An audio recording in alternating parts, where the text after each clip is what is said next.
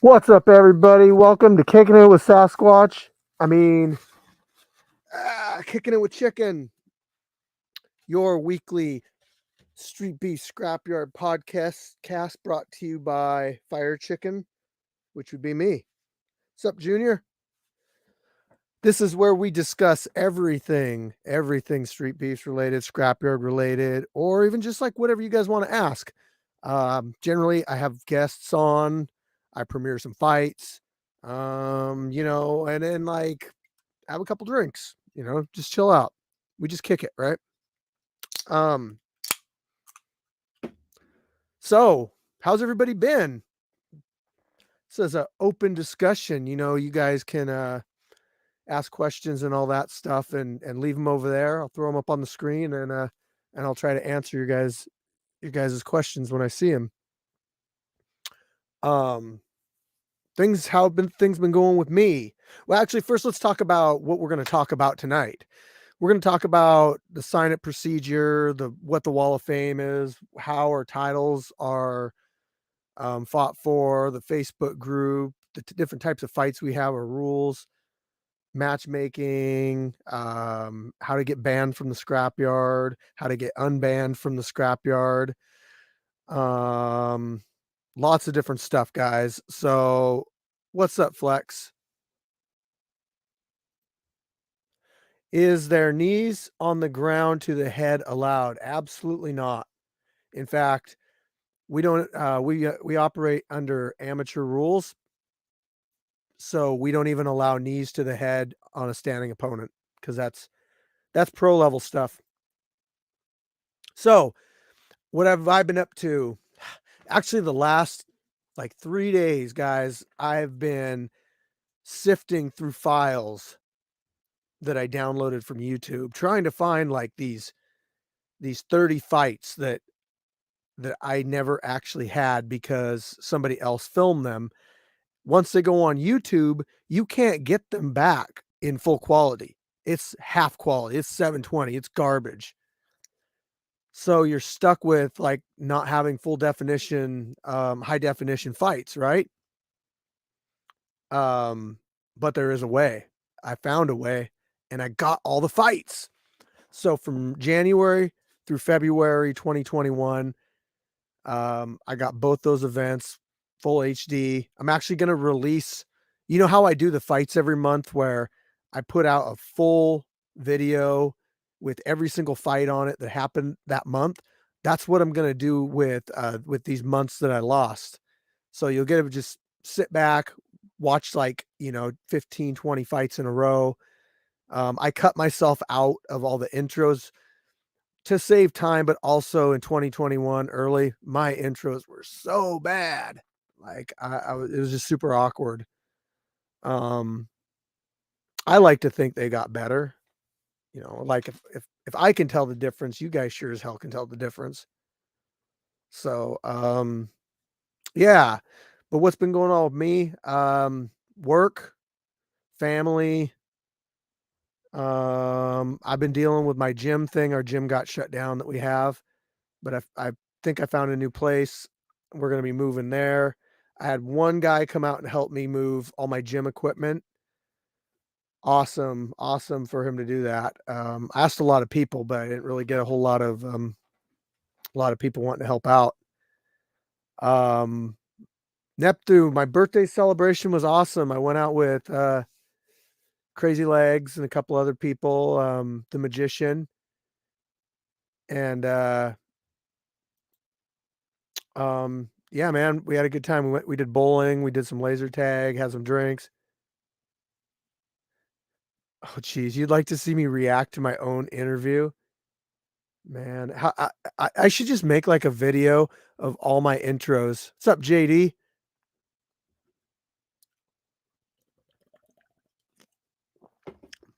Like they really are cringe. It's hard for me to watch them.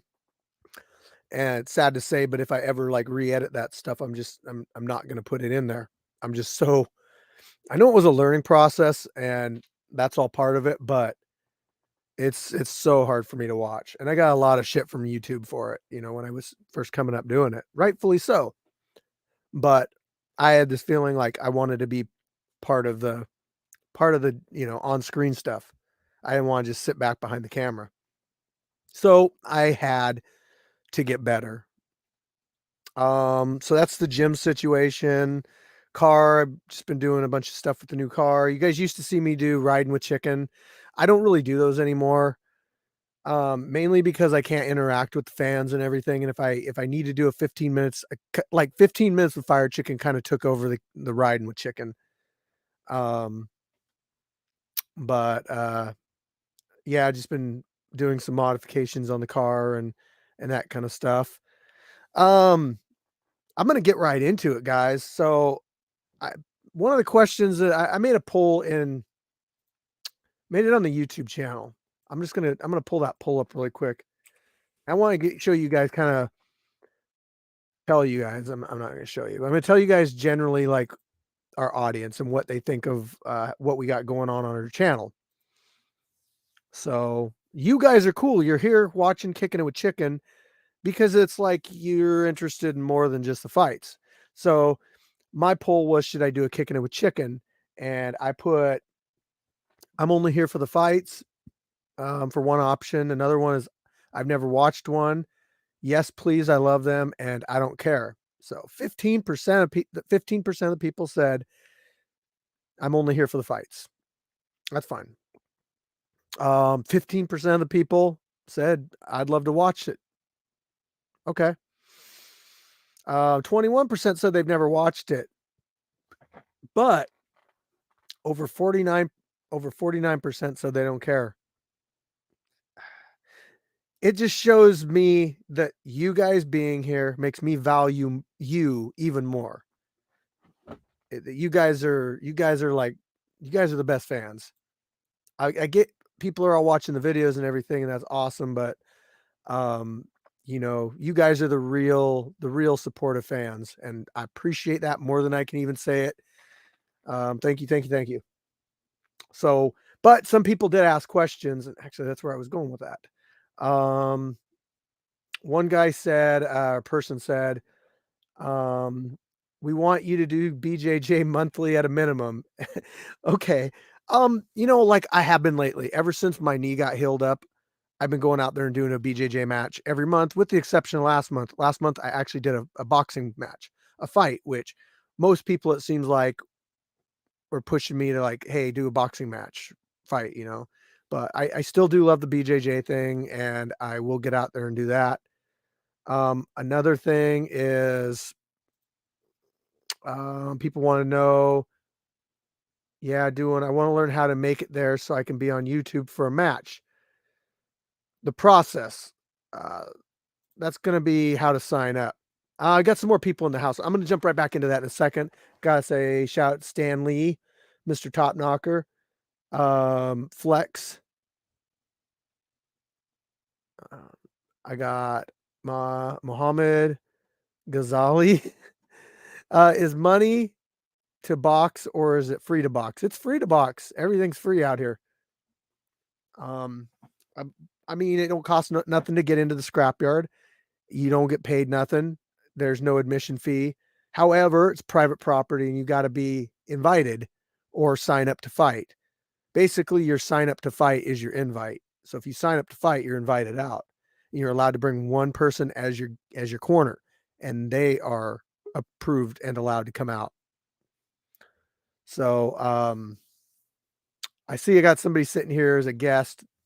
Yeah, you're gonna have to wait a couple minutes. I'm gonna get through a couple things and then we'll get to it. Special guests tonight. I actually got a couple of them, but one of them is a champion too. All right, how do you sign up? You got to go to the Facebook group. We got a Facebook group. Street Beef Scrapyard's got 29,000 members. That is where the monthly signups are. You go there. There's a post at the top. Read everything. Follow the directions. It's really important, guys. And really important that you read how to sign up and what's involved with it and what you need to bring and some of the things you're not supposed to bring or do at the events, like film or drink. Mm. It's okay on Kicking it with Chicken, just not at the events. For some reason, alcohol and fighting, they don't really go together very well.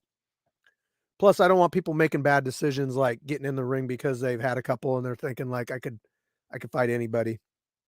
Um, we got a wall of fame. You get 8 wins, you get on the wall of fame. We got titles, people's titles.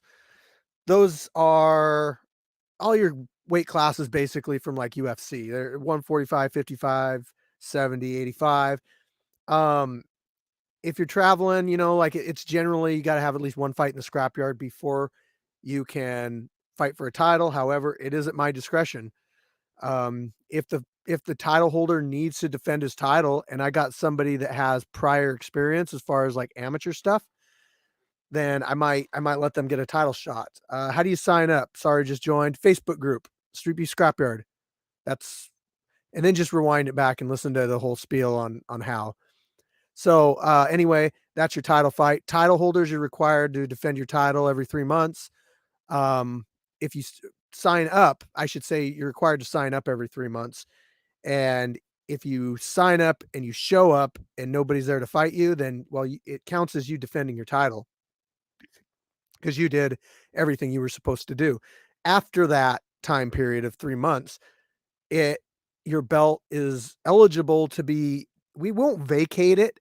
We won't vacate your belt, but it'll just be in limbo. Like you'll still be the recognized champion. However, I might be like, oh hey, these two people want to fight for that title, and I'm not going to hold up the division just because somebody's not here. There's other circumstances too, but for the most part, like if you're able to get out here every 3 months and fight, then that's the expected requirement. 5 rounds, 2 minutes each. And you have to fight anybody I give you for the title, if you're a title holder or fighting for the title. And if it's a vacated belt or an open belt with nobody holding it and you sign up and you want to fight for the title, well, I'll match you up with somebody for the title fight, but I'm not going to tell either of you who's fighting for it. So you show up on fight day. Yeah, you got your championship fight, your title fight, but you don't know who it's going to be. So that's the expected of the champion. You're kind of expected to be able to fight anybody. If you're gonna shoot for the title. Um, no, we don't do betting on fights. Sorry. A fight in my underwear. You wouldn't be the first person to fight in your underwear. Baby Gorilla's mom.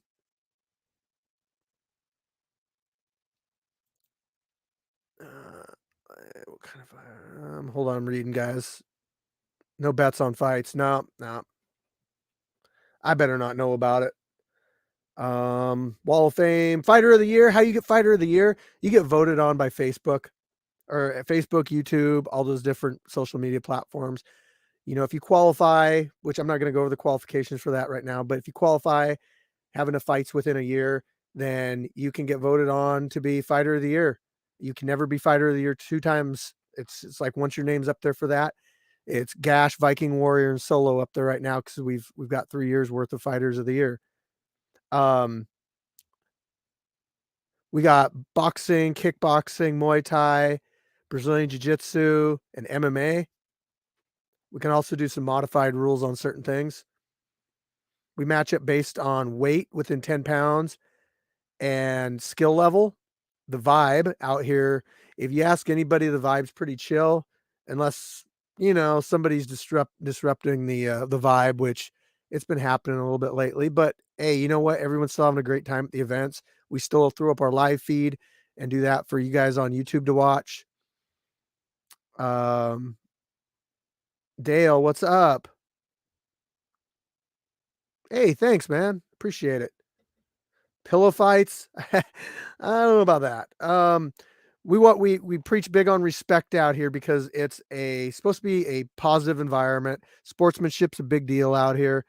We respect each other. We're here to grow and meeting people and getting, opportunities. So that's kind of what we're about here at the Scrapyard.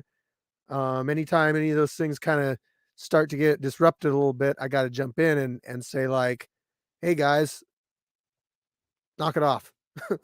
So, but generally everyone's pretty good. Um, Mighty Mouse, Demetrius Johnson is doing breakdowns of our fights. He just put one out today. I forget. Oh, it was Red Hulk versus Amari Warrior, Armani Warrior. I said it wrong. I've said it wrong like 20 times. Um, you're allowed to bring a corner out, guys, and then I'm limiting it from now on to 2 corners, and I'm not gonna let the same people corner over and over again. Um, and also no sideline cornering either. I don't want to hear like somebody that's just watching on the side be cornering people like from the other person's corner and that kind of stuff. I've seen that before. That ain't gonna happen. Ways to get banned from the scrapyard. Well, I mean, if you get banned from street beefs, either any of the branches, then you're banned from the scrapyard too. I respect Scarface, Cody, um, Alex, Martin, all those guys, Sunshine. I respect um, all of their. I'm thinking of the word to say it. Not opinions, but if they want somebody banned, then I respect that and I ban them. Okay, and they do the same with me. If I say like, hey, this person, you gotta like, and they're like, okay, yeah, we'll do that. Now, generally, if you get banned from the scrapyard, if I ban you personally, there there's a possibility you could get back in the scrapyard. Just like I'm sure if Scarface bans somebody, if he kind of talks to him and whatever, there's a possibility that he could bring somebody back. And at that point, I would allow them to come back in my group. But if I if I ban somebody, whether it's over a dispute or whatever the reason is, maybe we get into an argument, maybe it gets heated, maybe we say we're going to fight each other, whatever. Then that could result in a ban, but that's not like the end of the world, guys. I I understand people, myself and the other person or whoever caused the issue or whatever, we need to cool down and kind of once that cool down's done, maybe we can rationally talk and we can both realize, hey, maybe we were wrong. And it's happened in the past. I brought people back, and honestly, like I feel like I feel like everybody that I brought back, that it's resulted in a much better relationship um than it was prior. So I mean that's just how it is. Sometimes you get in arguments with people and you come to an understanding, and then we're cool. Not everything needs to be a fight, guys. Just because you get into an argument with somebody doesn't necessarily mean you got to fight them. There's ways to talk about things. It's just coming to an understanding. So ways to get unbanned. I mean, it depends on the situation. There's only a couple people that I will never let back in the group, and it's because I've given them multiple chances, and they keep on keeping on. They fucked around and they fucked around and fucked around, and they found out a lot. So they're not coming back. But there are some people that maybe they just need to talk to me. And you know what? I'm not totally unreasonable. Um, I get it. So whatever. Let's see the other branches of the house. Oh, I'm not gonna go through all that. If you didn't know, Scarface over on the OG branch, 2008 started Street Beefs. He's allowed different branches such as mine, the West Coast and Dirty South, to all be functioning Street Beefs branches. So we owe all that to Scarface. We all try to keep our branches reflecting what Street Beef started too. The same morals, trying to be there for people, helping people out. Let's see here. Things we don't like. We don't like egos in the yard. We don't like bullies. We don't like drama, and we don't like shit talking. Do your shit talking, not literally in the ring. Don't like. I don't want to have to. I don't want to have to edit like a bunch of stuff, guys. That's really hard on me. So make it. Don't make it too hard on me. But um, hey, Gabriel, if they'd sign up, we'd have more girls. Um, Neptune, actually, you don't know that. I mean, we do too. I mean, you might not know some of the people that are, but we're not trying to make it about that. We're trying to make it about like giving them a place that they can go and be part of something. So, but Gabriel, if you can find girls to fight out in the yard, not you fight girls, but like girls fight each other, then I'm totally for that. Let's see. That's about all I got there. And I've been making my guest wait a long time. He looks bored.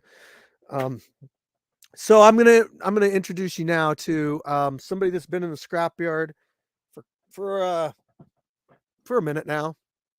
Champion Q-Tip himself.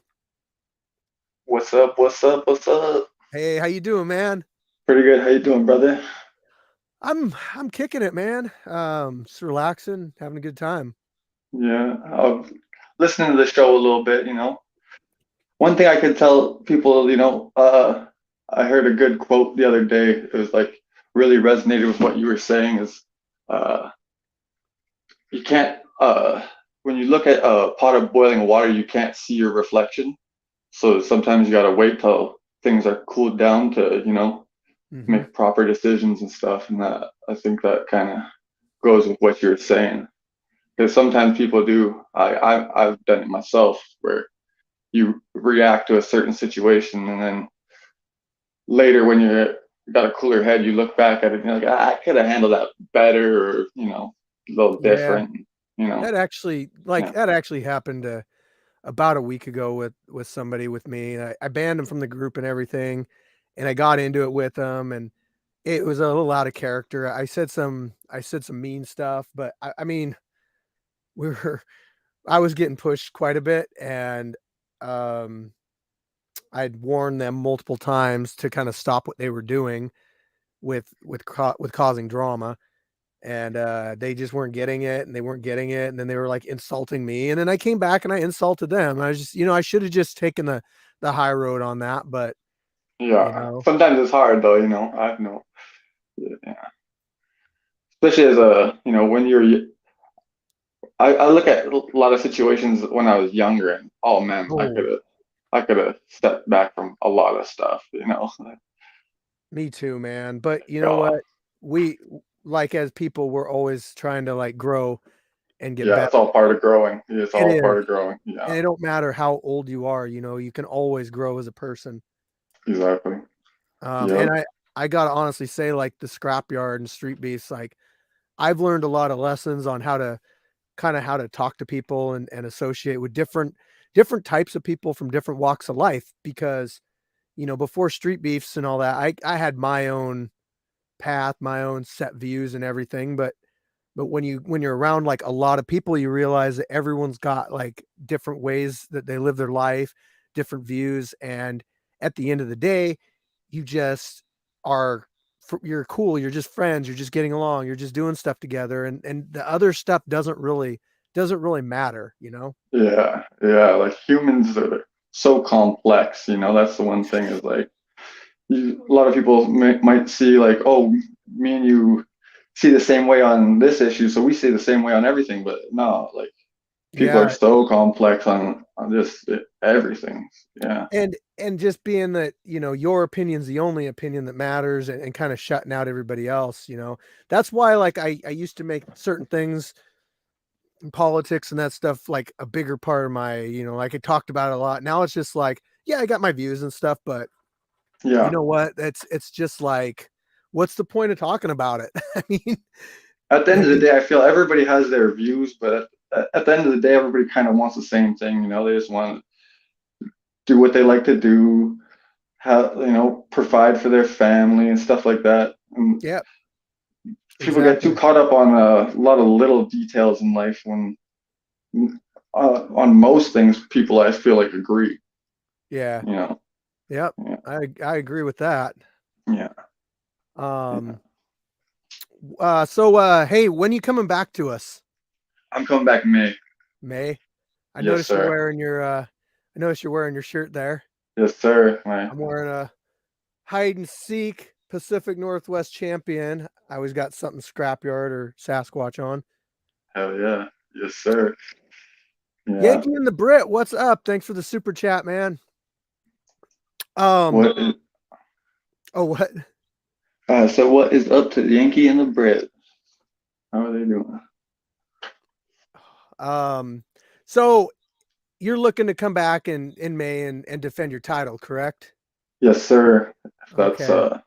still an option, if I don't have to vacate or whatever. If that's a, Well, you that's what I know, mean about certain people kind of having exceptions. And I yeah, was when I said that I meant with you because I mean, you're back and forth between us and where you live both places. So yeah. it's not like you're gonna just take the belt and run. You will come back. Oh yeah, Um, yeah.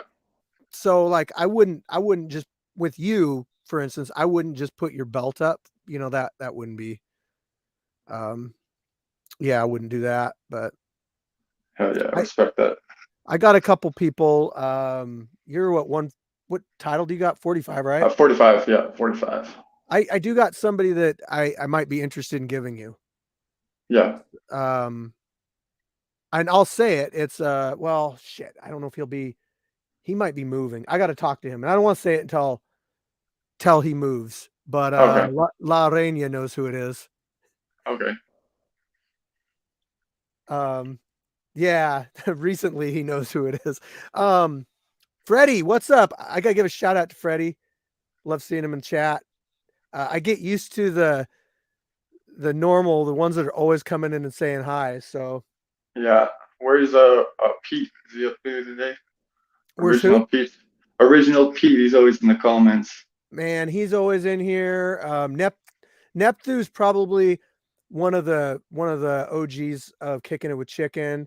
Same with Illuminate the State. Actually started out as just a fan that was on like every Kicking It with Chicken. Hell Um, yeah.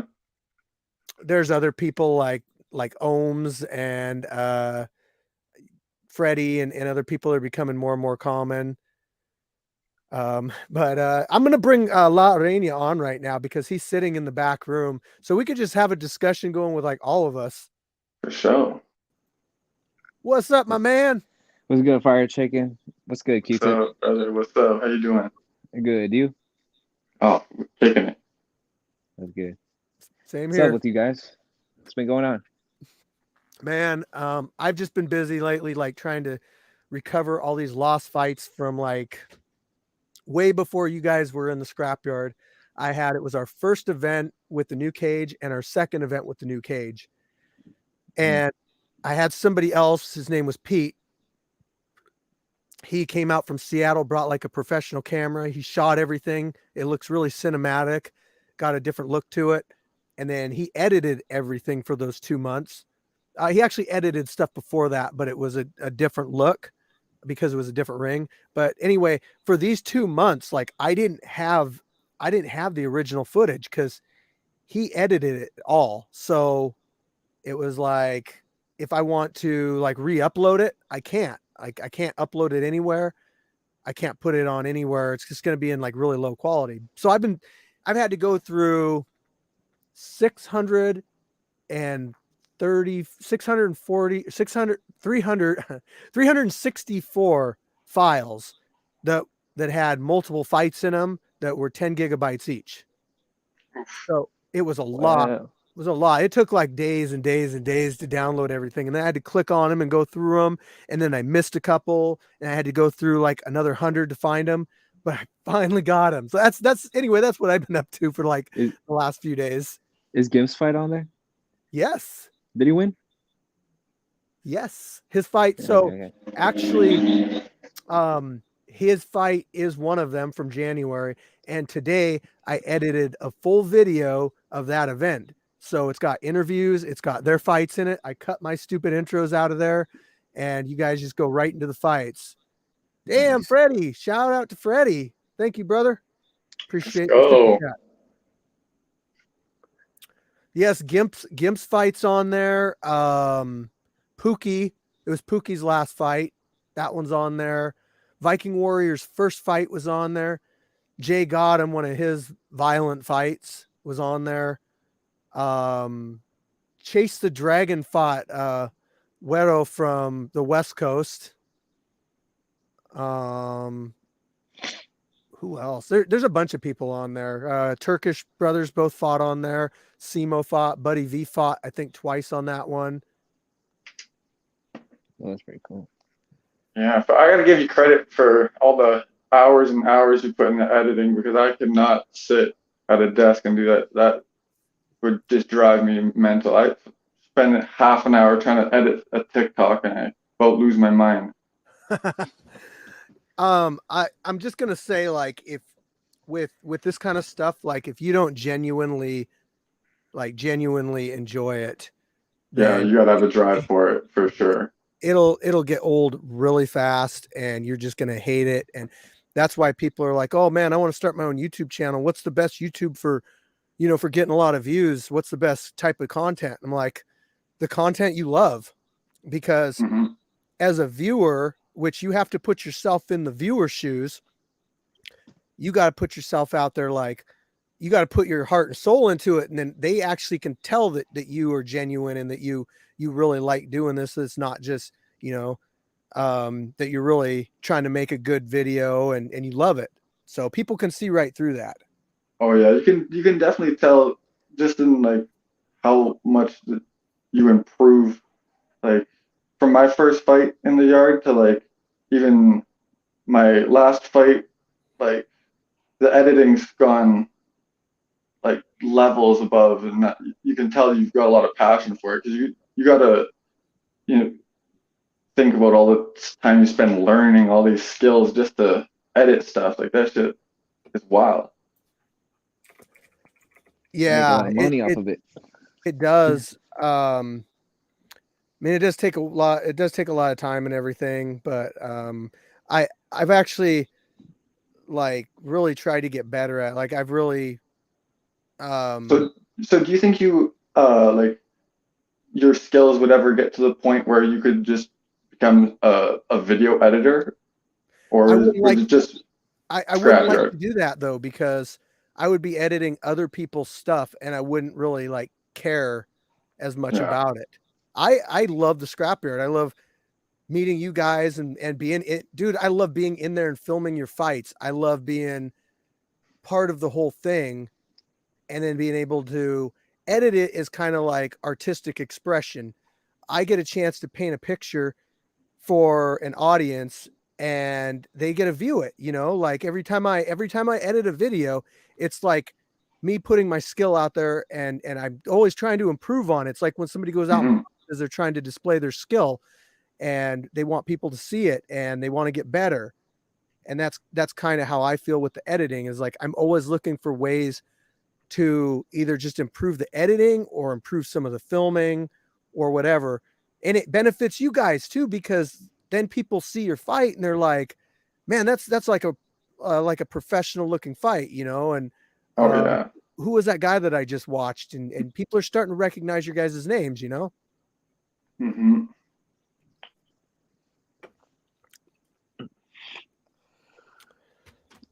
What about you, La Reina? What's your goals for the Scrapyard? Yeah, I want to get famous with me and my team. Cutthroat Boxing. We just got a new member, Baby Gorilla. I saw you uploaded his fight earlier. Yep. That was pretty cool. I think honestly, we're gonna be big. We're gonna be big this year. Hell yeah! I love that. I love the fact that people get together and build teams up, and then they come out and I do. I really do love that part of the Scrapyard too. Yeah. Think about it this way, like, you guys have been out here for a little while. Like, how many people you wouldn't ever have met if this never existed. Oh yeah, and I can even just think of some of the people that I wouldn't have met and that we're now like really good friends. Like we're sending memes to each other on Facebook and like we're like Yep, legit friends. It's crazy. it Yeah. is. It's I actually just met up with a blacksmith to do some sparring the other day. Come to my gym. oh yeah. He's out here in Arizona at the moment too. Is he I like good? sparring with him, man. He smacked me a couple times. That left cross that he has is he can Yeah, you sneak it gotta in watch there. out for that left Yeah. cross, man. Jesus. Yeah. Yeah, that's good. Yep. Yeah, it's crazy though. Like like it's like who is it? I think it was Mike Tyson said like all the people who you fight aren't your enemies, and all the people that help you aren't always your friends. Yes. And it's crazy. Like I know I've like me and Turtle are good friends now from boxing together. Like and Blacksmith too. We're like lights out. We're all like good friends now. Turkish Assassin. We're all like friends from boxing. If we never would have fought each other, we never would have met each other. It's crazy. Exactly. There's a lot of people that go out on my birthday with me or meet up and go to the comedy club, after the fights or go to a concert with us as like a team. And these people are what I consider friends now. And I do keep, Yeah, my circle pretty tight. But I mean, I think it's really cool that we have this opportunity to meet these people and become friends with people. And that's, I feel like the positive environment that we're creating is helping out with that. People feel more welcome. They come out and they're like, everyone's pretty cool. I'm going to just maybe go out of my comfort zone and talk to some people and, yeah, and they might make a friendship out of it. yeah. I've got a few of those from the scrapyard already. I'd say that for sure. Yeah, that's how Yep. it started with me, Lights Out, and JB. Yep. They're pretty cool. Yep. Never would have met him. Would you have? No, like the only corner I had at the time for my first fight was my stepdad, and then in the second round, like Lights Out actually came to my corner and actually helped me. I was like, oh shoot, he actually knows what he's doing and he's talking about. So it was Was that the boxing too. Spider-Man? Was that the Spider-Man outfit? Yeah, that was. You remember that? I do. Yeah, Uh, I, I stopped wearing it. I mean, we've had like hundreds of fights, guys, and like man, I hate it when somebody comes up to me and they're like, "Hey, I want to sign up to fight again." I'm like, "What was your fight name?" And they're like, "Yada yada yada." I'm like, "You fought here?" And they're like, "Yeah, I fought so and so." I'm like, "You did?" Hell, like it was Brickhouse versus Scorpio. I forgot they fought, and I set them up to fight like a rematch, and they were supposed to do it, but it didn't happen. Um, but like I forgot completely about that fight, and I do forget because some people will come out and they'll only do like one fight, and I never really hear from them again. So Yeah, it's cool though. Like just like because I'm from Canada, so like when I first went up to Washington, I didn't know anybody, and then I met a whole bunch of people when I the first fight at the scrapyard, and then like every time I go, pretty much every time I go, I had like 6 or 7 like Facebook friends after, yeah, just yep, meeting people, just talking to people. They say, "Oh, I seen your fight," and like, who was it? VIP. We were sitting there. I was watching somebody, and we look over. He's like, "Oh, you're Q-Tip. I watched you when I was in the pen." I was like, "Oh shit, hey, yeah, what's up, man?" You know? Yeah, yeah. I crazy. love I love hearing stories about like how somebody notices you or notices the logo on your shirt, or you Yeah. mention Street Beefs to somebody and they're like, "Oh yeah, I watch Street Beefs," and Hmm. it's like that happens a lot. Street Beefs is huge, man. Like if you watch any fights on YouTube, you know what Street Beefs is, whether it's Yeah. our branch or the main branch or any of them. I got a question from Freddie. How do you feel the morning of the event? Oh my gosh, the morning of the events is the worst, absolute worst time for me. That is when everything. I don't know if you guys ever watched Wayne's World. Did you guys ever watch those movies? Oh, I feel like I did when I was like 10. So the second one that they did, they put this big concert together and they like at the end of the movie, they're all waiting for the bands to show up and none of them show up. So it's like I kind of feel like at the beginning of the events, like I'm them. Like, are people gonna show up? Is this event gonna is it just gonna be a train wreck? Or is it gonna work out good, you know? Like so I'm really nervous, you know, who's gonna show up to help? What jobs am I gonna give to people?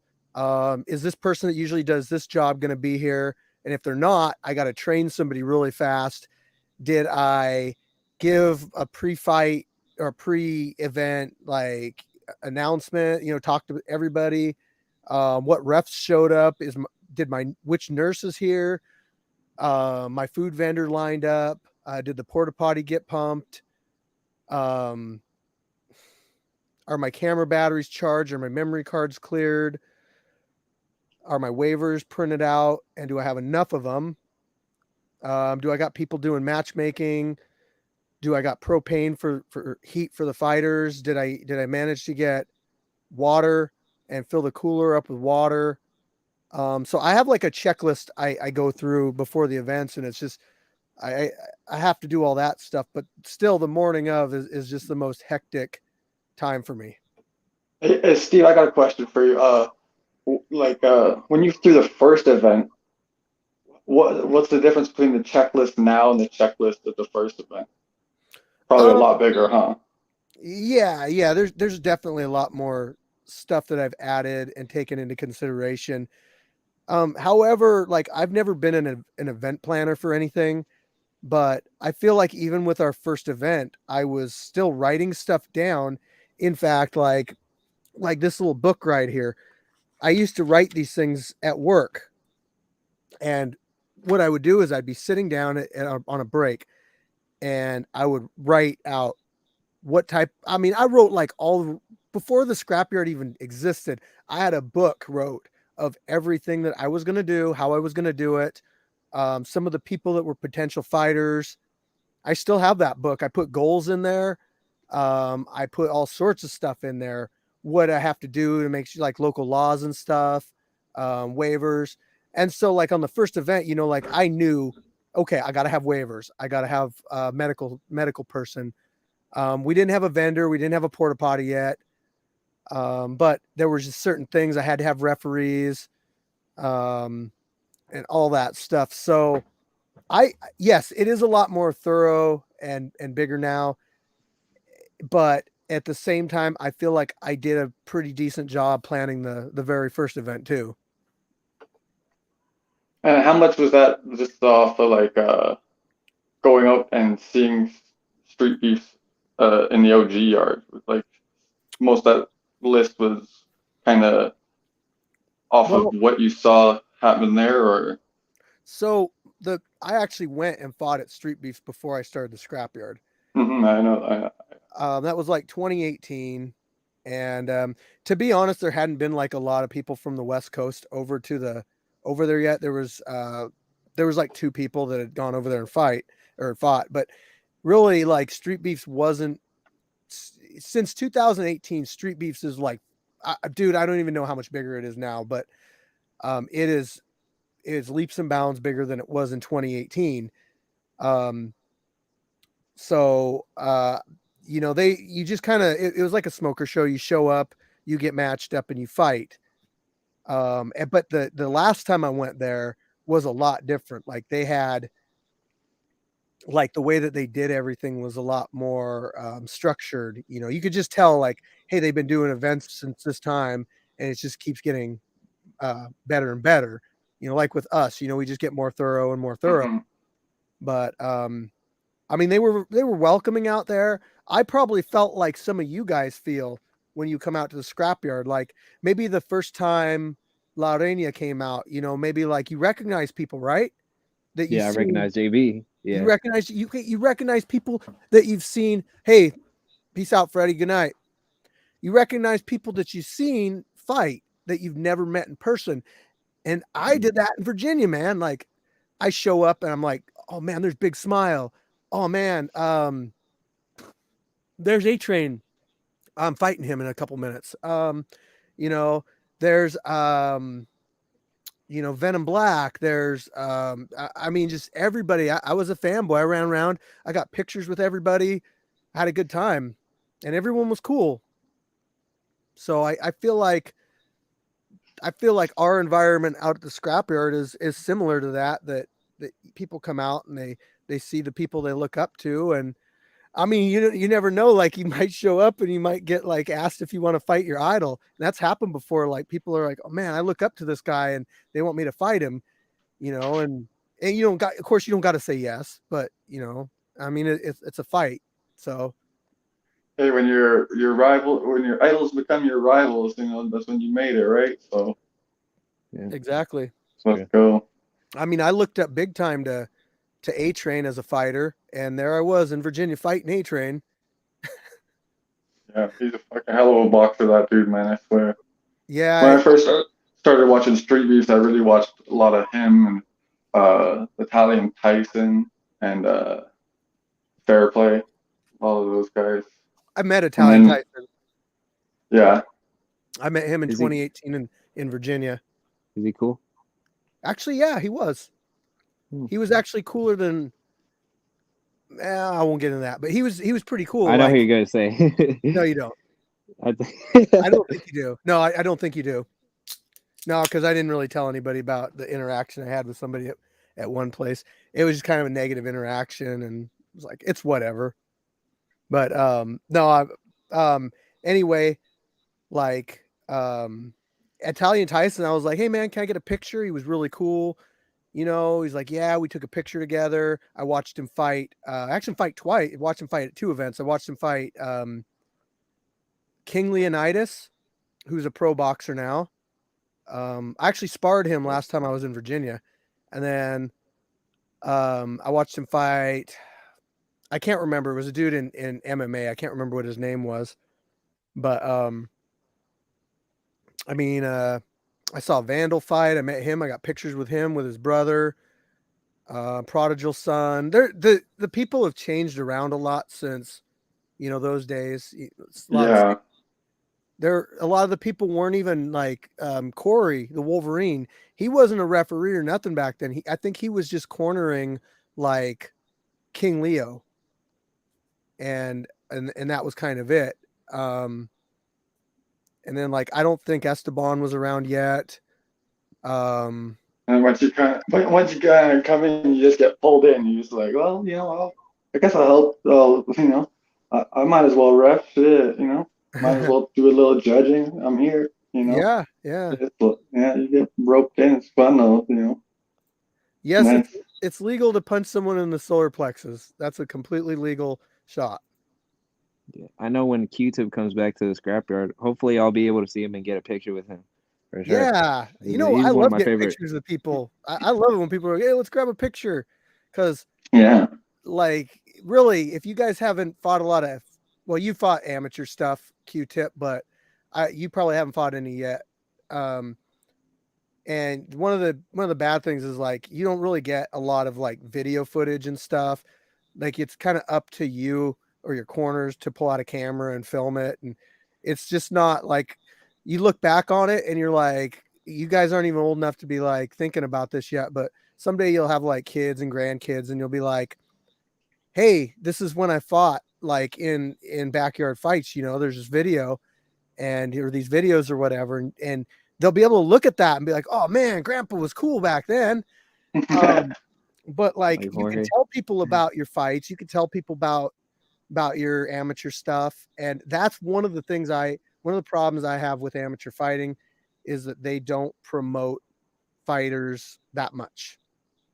agreed, 100%. Yeah, like that was one of my main things when I seen Street Beefs and especially the Scrapyard, that it like elevates you to a stage that you don't get. Like there's people that are fighting world championship fights and nobody even knows who they are.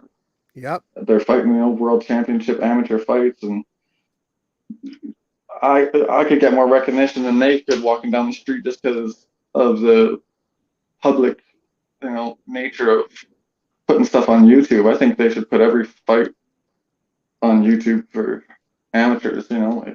Yeah. Crazy. It's just tough to do because it's like that. You guys don't understand like how much is involved with like learning a platform like YouTube. There's so much to the analytics. Like I was in our group chat the other day and I was kind of going over like I was talking to somebody about it. Well, it was about something that happened like after the opponent or the people did the decision, right? And somebody said, I was like, oh, I missed it in the fight. You know, it was somebody else's fight. And I go, I missed it. And they go, it's at the end of the fight after they do the hand raise. I'm like, nobody watches it after that though. Like as soon as the fight's over, and unless you don't know who the decision's going to, people turn it off. If there's a Yeah. knockout, if there's a knockout, people aren't going to sit there and generally watch who gets their hand raised. It's the attention span, whatever, you could say whatever. So anything that you basically put after the peak is going to get less people watching it. I know that when I do my video intros, there's a dip there, but that's a requirement as far as I'm concerned to shout out the sponsors and get the fight going. So that's kind of a necessary thing, but yeah, you can view like all the analytics and everything on YouTube about where the dips and the highs are and all that Well, stuff. I can personally attest to that because I was just before this interview and stuff. I was actually just watching the Serrano Cruz fight, and as soon as the fight was over, I knew who was going to win, so I didn't have to stick Yep. around and watch them raise their hands. Pretty clear. Well, you only So got 24 hours in a day, so yeah, why waste your time watching the end of something when, unless it's if it's your fight or something, you're going to watch the whole thing, but yeah, Yeah. or if I put it in a video that's got, all 20 fights from a month in it, then you're going to sit there and just put that thing on autopilot and you're going to do your thing at your house or at a party and have those fights playing. That's why I make those things, is so people can just turn them on and let them go and then just have it going in the background, like a 2-hour fight or whatever. And I throw interviews in there. Sometimes I throw like an advertisement for like, I'll do an advertisement for like, Kicking It with Chicken or whatever I'll throw in there. But I do that so it's, yeah, you could just put that on and chill. Fire Chicken, are you going to have people call the fights again for the 3-year anniversary? I don't know. I really don't. I mean, Yankee and the Brit, if you guys want to do it, volunteer. Yeah, I would love it, man. Jimmy Fit, what's up? That's Hey, somebody we Fire need to get Chicken. out here. What's up? Hey, Fire Chicken. Do you let people like coach fights, like, or I mean, like ref fights? Because like I remember you did that with Q-Tip, and I think that's how Coach P started out too. He was a fighter, right? And then he just started reffing out of nowhere. So the only okay. Well, safety is my highest priority out at the scrapyard. I mean, I've tried my best to make the ring as safe as possible. We have a medical team, we have a nurse, we have all that stuff. So, but the ref is the most important person in the cage for the fighters because they stop fights when they need to be stopped. They can tell if a fighter's in trouble. So I can't just let like people be refs. Okay, Mhm. Derek has experience as an actual ref for amateur fights. Coach P, on the other hand, has fought professionally in MMA. Has a really good. He also has a really good eye for if a fighter's in trouble. And then Anomaly has so much fight experience, So I'm just saying that I'm very careful. Unless it's a BJJ match, that's a little different, especially if it's me against somebody, because like I know I'm not gonna hurt somebody like intentionally, like I'm not gonna like, try to maim somebody.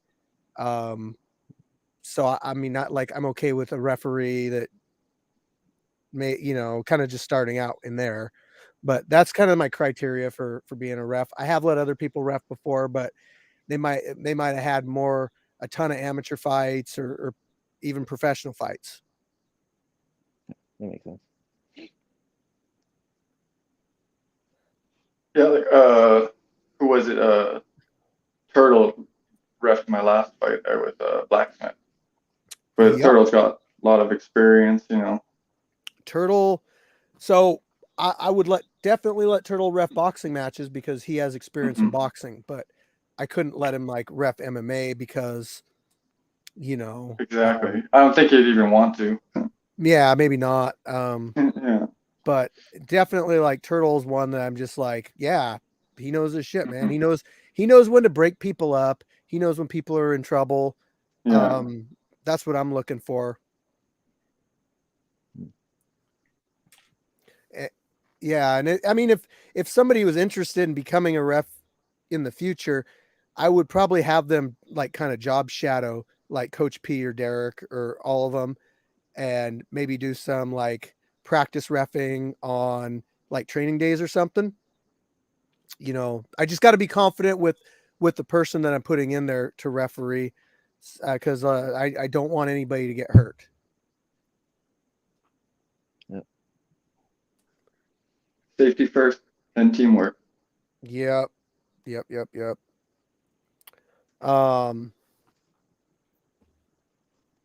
Sam K and Gimp are great refs. Yes, they are.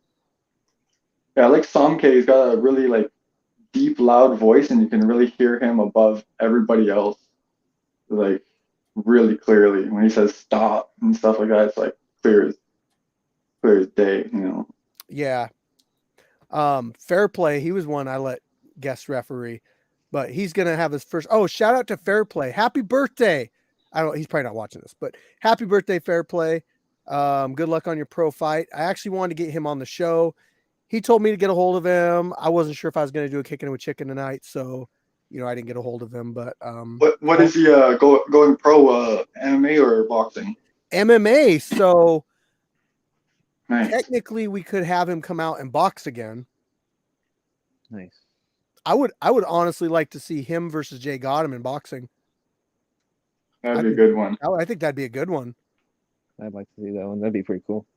They both have such contrasting styles. Like Jay Gunham, just like he fights like this, like he puts you out of range, but Yeah, is also good at getting in there. So, But you got that power too, you know. yeah, it's weird about boxing with like Jay and boxing with like Viking, because they're both the same height, but one's orthodox and one's southpaw, but they don't fight the same at all. Like Viking is a pressure fighter; he pushes, whereas Jay, he keeps space, and he's got a really high fight IQ. Like he's he's just really aware of what's going on at all times. That's why he's so dangerous with MMA, because like he just sees an opening and his body just reacts to it. I think it's like doesn't think at all, just do Yep. like yeah. Years of street fighting maybe. Yeah. But yeah, it's different fighting those guys. I don't know if I ever sparred you, Q-Tip. No, I don't think so. No. No, okay. I never sparred. I can't really make it out all that way to Bremerton or whatever for sparring and stuff. It's kind of far. Well, we usually do sparring after the events. Like I always put the gloves on and just like, hey, anybody wants to get in here and do some rounds, like let's go.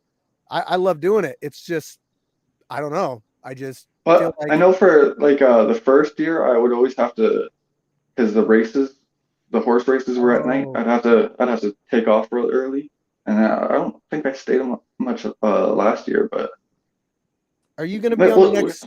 Are you going to be on the next season of Yellowstone? Maybe. They want a real cowboy on there. Maybe. No, but I actually know my one buddy Matt Williams was on that show. Shout out Matt. Did he make it to the train station? Probably. Do you don't watch the show? No, I don't watch it. Oh, so you don't know what I'm talking about. No. Have you seen it, La Reina? No. Yellowstone, is that like on the Hallmark channel? So cowboys and stuff. It's like Montana, Yellowstone, the Duttons. It's like the biggest ranch. Like, okay, it's not something that I would usually. It's not my thing that I would usually watch, because it's not something that is it's not, it wouldn't be like on my type of shows I watch, but sometimes a show just has such a good story. It doesn't matter what it's about. It's still entertaining to watch. Like, I don't know, Game of Thrones, like I don't watch medieval stuff, but like that was pretty crazy.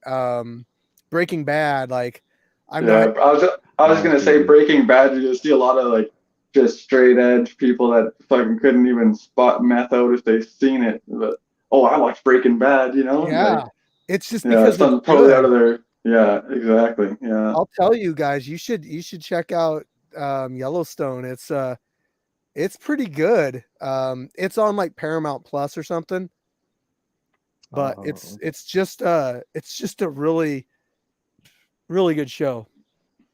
You know that show on Amazon Prime called The Boys? It's about Oh, I know The superheroes. oh, Boys. You that's a watched good all of show. it? Oh, I've watched all of it. Yeah, I have too, man. My favorite's A Train. A Train, yeah. Yeah, The he's one of Flash. my favorites. Who's your It's favorite? it's like if the Justice League were assholes. Basically. Or just real people, Yeah. Because I mean, like yeah, you watch the Justice League and they're all just so perfect, no flaws, yeah, And then it's like, what if real people had superpowers? yeah. Like Homelander. Yeah, like Homelander, Homelander. He's man. so messed up. It's like, yeah, exactly. Imagine like the most like worst childhood you could ever give somebody, and then they're Superman. Like a child star, child TV star. Exactly, Like, hey, exactly. Justin Bieber, you got like all these superpowers now. Yeah, instead of singing, he can just like laser beam us. Would be And he killed a fucked. kid that was on a plane. Oh, That's dude, he's sad. done worse than that. Oh Oh yeah. yeah. Yeah, I mean, the other plane crash. look at what A Train did the first 5 minutes of the show. Oh Like he yeah, he That's ran what did. hooked me. he That's ran what through a hooked me. person. It's just like, sorry. He My ran into bad. somebody. Their arms were on their, or their hands were on their other hands. It's Yeah, crazy. that was the hook, man. That's what gets Hmm. you in. Yeah. Yeah, that's definitely a show that I wait for, like the next season to come out all the time. Yeah. I just seen that they just passed Marvel in like viewing or something. And I was like, yeah, it makes sense. Way Yeah. better, Have way you more have you real. do you watch the Marvel stuff or any Marvel stuff? You guys? Most of it, I try to keep up on it, but there's so much stuff coming out. Have you heard of Hit Monkey? No. It's on Hulu, and it's Oh like wait, yeah, I did. It's kind of like a cartoon, sort it of. is. It's It's like like an a anime. yeah, Um, like kind of it like sketching. kind of. I think it's like God, what's the name of that? It was like a like 007 character Archer. It's kind of like Archer, I Oh think. yeah. But yeah, it's Hit Monkey. He's like an assassin monkey, and he really is just a monkey, but he's got this ghost following him around that he's The like Ghost of the Assassin. Yeah, the okay. ghost of the I assassin. yeah, I did watch that. Okay, I did watch that. I think I watched the first episode of that. That's pretty funny. I like some anime too. Like I came across one recently. It's called Chainsaw Man.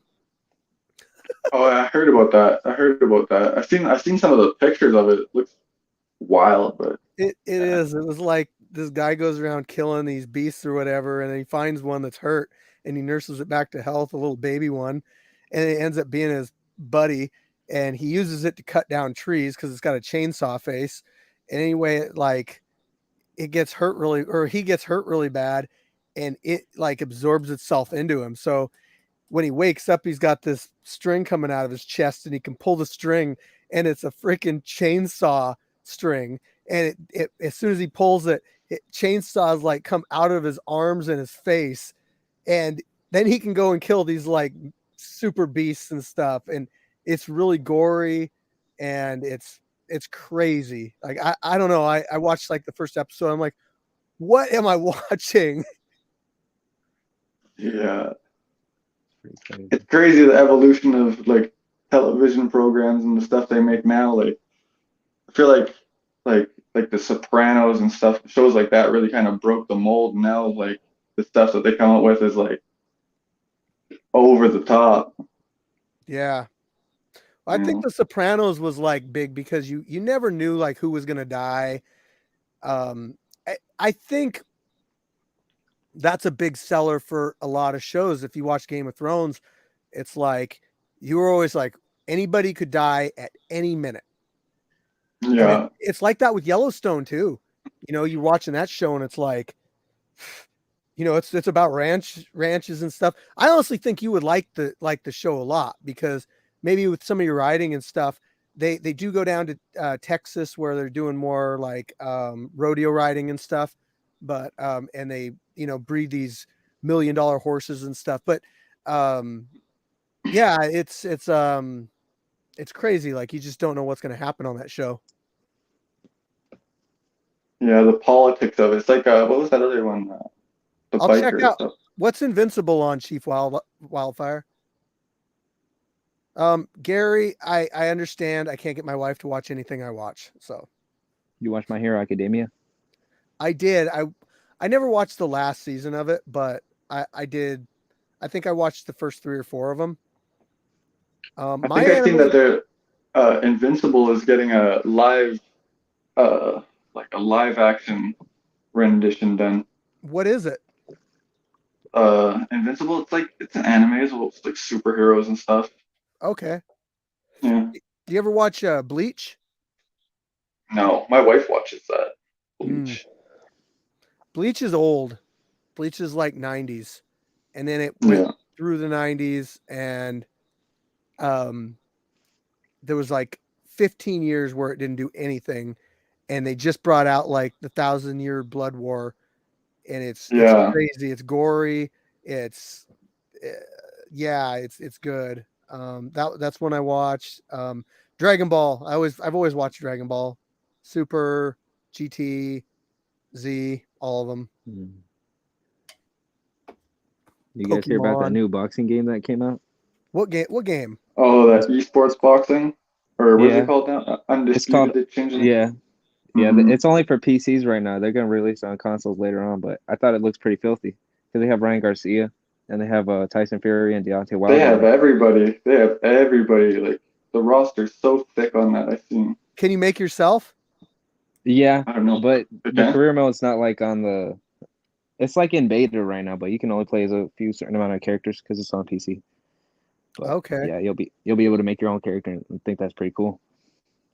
Man, I wish somebody watching this would like get a hold of me about doing some kind of game for like the Scrapyard.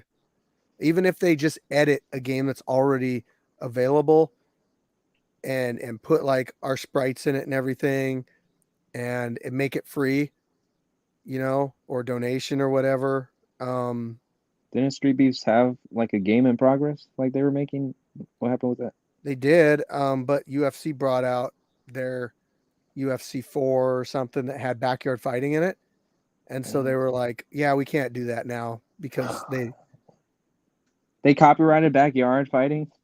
maybe That's it looked similar to Street Beefs. Like, you can't tell me that the people that developed that game have not seen Street Beefs. I mean, Oh, they for sure. Yeah, like you said, anybody that's watched any fights online, they've seen Street Beefs for sure. dude, like my Instagram, you wouldn't believe some of the people that follow me on there. It's just like, I can't believe that person's following me. But that's just, Doesn't Shaquille O'Neal follow us? yeah, Shaquille O'Neal follows Yeah, us. yeah. So cool. Matt, what's his name? Matt. I can't remember his name. Another big NBA basketball player. He's retired now, but he's like an ESPN analyst. He had Will Smith on his show and stuff, but he follows us. I mean, you just never know who's going to hit that follow button, keep posting stuff. And that's only the people that are like actually hitting that follow button. There's people that watch and they just watch. I got professional wrestlers, Rob Van Dam, Doc Gallows, Ernest the Cat Miller, who's an old WCW fighter. I mean, they follow me on there. Some of them will even respond. Like if I send them a message. Are you verified on Instagram with that? No, account? I'm not. I tried a couple times. What do you got to do to get verified? I don't know for sure. I'm looking into it. Yeah, I think that would help. It would, but it's not they don't make it easy because they don't want everybody to be able to be verified. But I've seen people with 1,000 followers be verified, and I've got 125,000 followers, so I should be. Yeah, that's what I mean. Like, it should be big enough of a name now for sure, especially with the YouTube and everything, you know. And that's Not not like apparently that's not what it takes to get verified, from what I was reading. So probably just like Twitter got to pay some money for it or something now. probably everyone's got to have their thing. Yeah.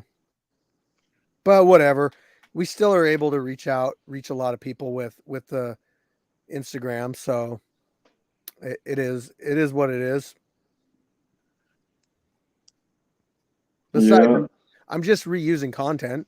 I just reuse the content that I make on Facebook, and I put it on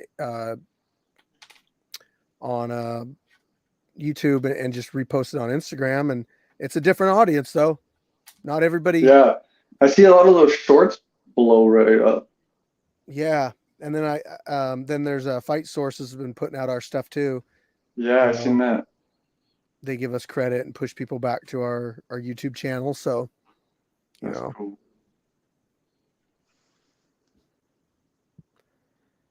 All right, guys. I think we've kicked it with chicken long enough. Alrighty.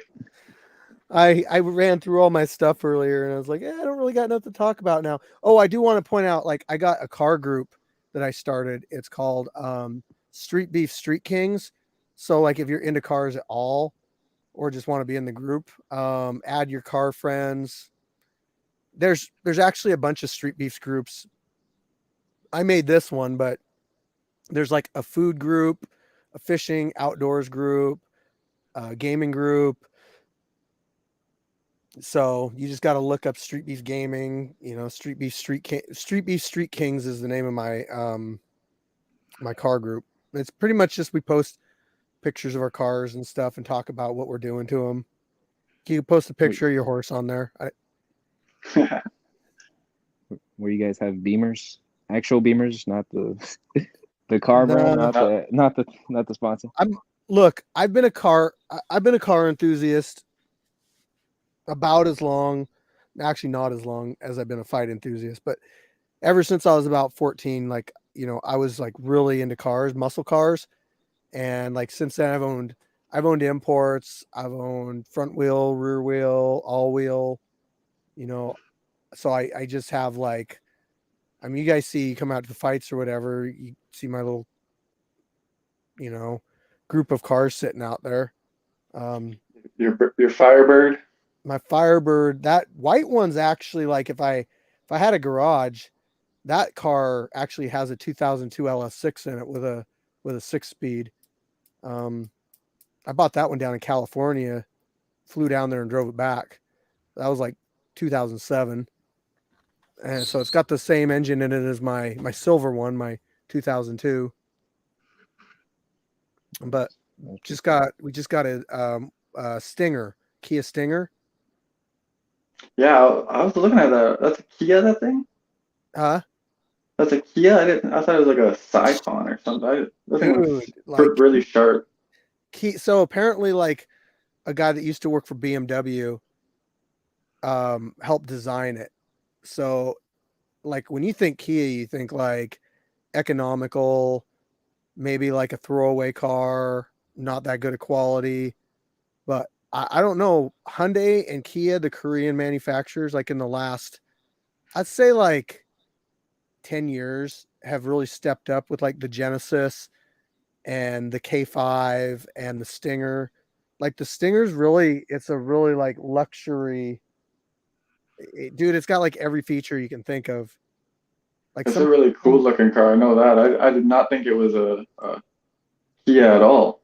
Yeah, and they're fast too. They're twin turbo V6 and they're all-wheel drive. So they put you back in your seat, but I've got a 67 Camaro with a 327 on the column with a power glide. Awesome. First year of the Camaro. But yeah, so Street Beef Street Kings on Facebook if you want to be part of that group. You know, just be cool. That's all Hey, I Steve. ask. Were you on a podcast earlier, right? Yes. With the Fight Team 206? Yep. Because I heard about that. I was like, one of my friends, they were on there. They're like, hey, I'm gonna go on this. I'm like, oh, okay. But I didn't get to see it. But I like watched it back. I was like, oh man, it got a little spicy. I'm like, it was a dang. tough situation to be in, but like, and I have to try to be the one that keeps people at bay. Like I'm trying to be cool. I have to be neutral and I have to be cool with everybody, and I can't really pick sides. But like my goal with that podcast was to try to just like, okay, are we cool? You guys going to be able to be around each other? And I feel like after the whole thing was over, like I feel like Jay Gotham and Baby Gorilla, like they ain't gonna have like a real problem with each other. Like yeah, they could fight down the road if they want, if they want to do like just a competition match or something. But like I'm really meaning like I don't want drama out at the yard. I don't want, and I hated to single like your buddy out, but you know, like there were a couple people at the last fights that were kind of on the sidelines and they were like stirring the pot a little bit. And so what I don't want is this situation that's going on outside the cage that I don't want like somebody else like coming in and like saying stuff, like making it kind of more of a tense situation when we're trying to smooth it over. Because there's no reason why we shouldn't just all be able to. And I said it like this. I said the scrapyard is like an African oasis where animals can all come and drink the water and none of them kill each other. You know, like it's supposed to be neutral grounds. Truth, yeah. So like you come out there and you just know like, yeah, maybe you don't like person over there. Maybe you don't like them, whatever. But you know, you don't have to be associated with them. You just got to be cool with them at the scrapyard. So that's what I ask, is that people just be cool with each other, that we don't have any drama out there, because I mean, there's people watching from the live. There's people watching that are coming out that maybe, I mean, dude, what if I had, let me ask you this, like, what if I had Shaquille O'Neal come out and he's watching, all of a sudden two people like get into an argument outside the cage and it's like borderline fight, you know, like we can't be having that. That's just like, I mean, yeah, make it look bad for sure. Yeah, but I also believe we can talk about stuff and smooth things over. And I mean, if it's really going to be a beef fight and two people really got to get in the cage and handle it, there's no better environment, right? Like where else are you going to find that you can just be like, That's what we're here hey, for. Look, there's a cage over there. Let's go in there and fight about it.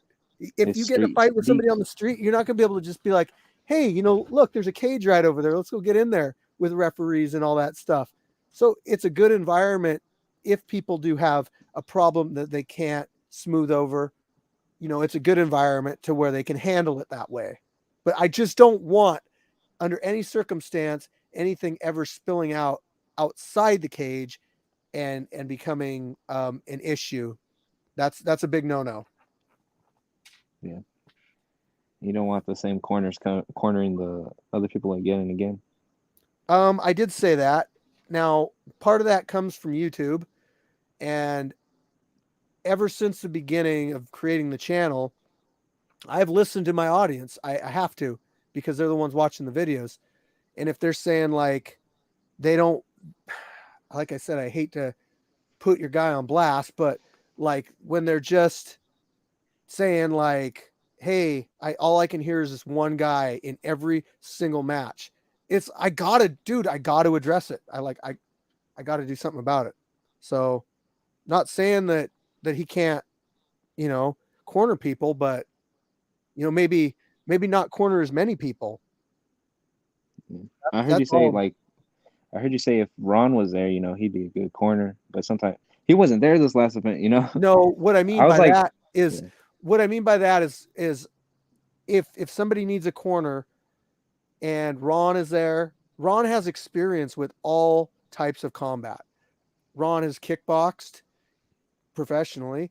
He's boxed and he's done MMA, Brazilian Jiu-Jitsu. He's ranked in Brazilian Jiu- So anyway, him And he cornering, jumped out of planes too. He's bad as he shit. jumped out. Yeah, he did that too. He broke his back. Dang. Wow. So what I meant by that was Ron is qualified to like jump in there and corner people because he's gonna give them good advice. And some people like, okay, Q-tip, like, would you? I mean, I'm just guessing here, but you probably don't have like a lot of experience with Brazilian Jiu-Jitsu, right?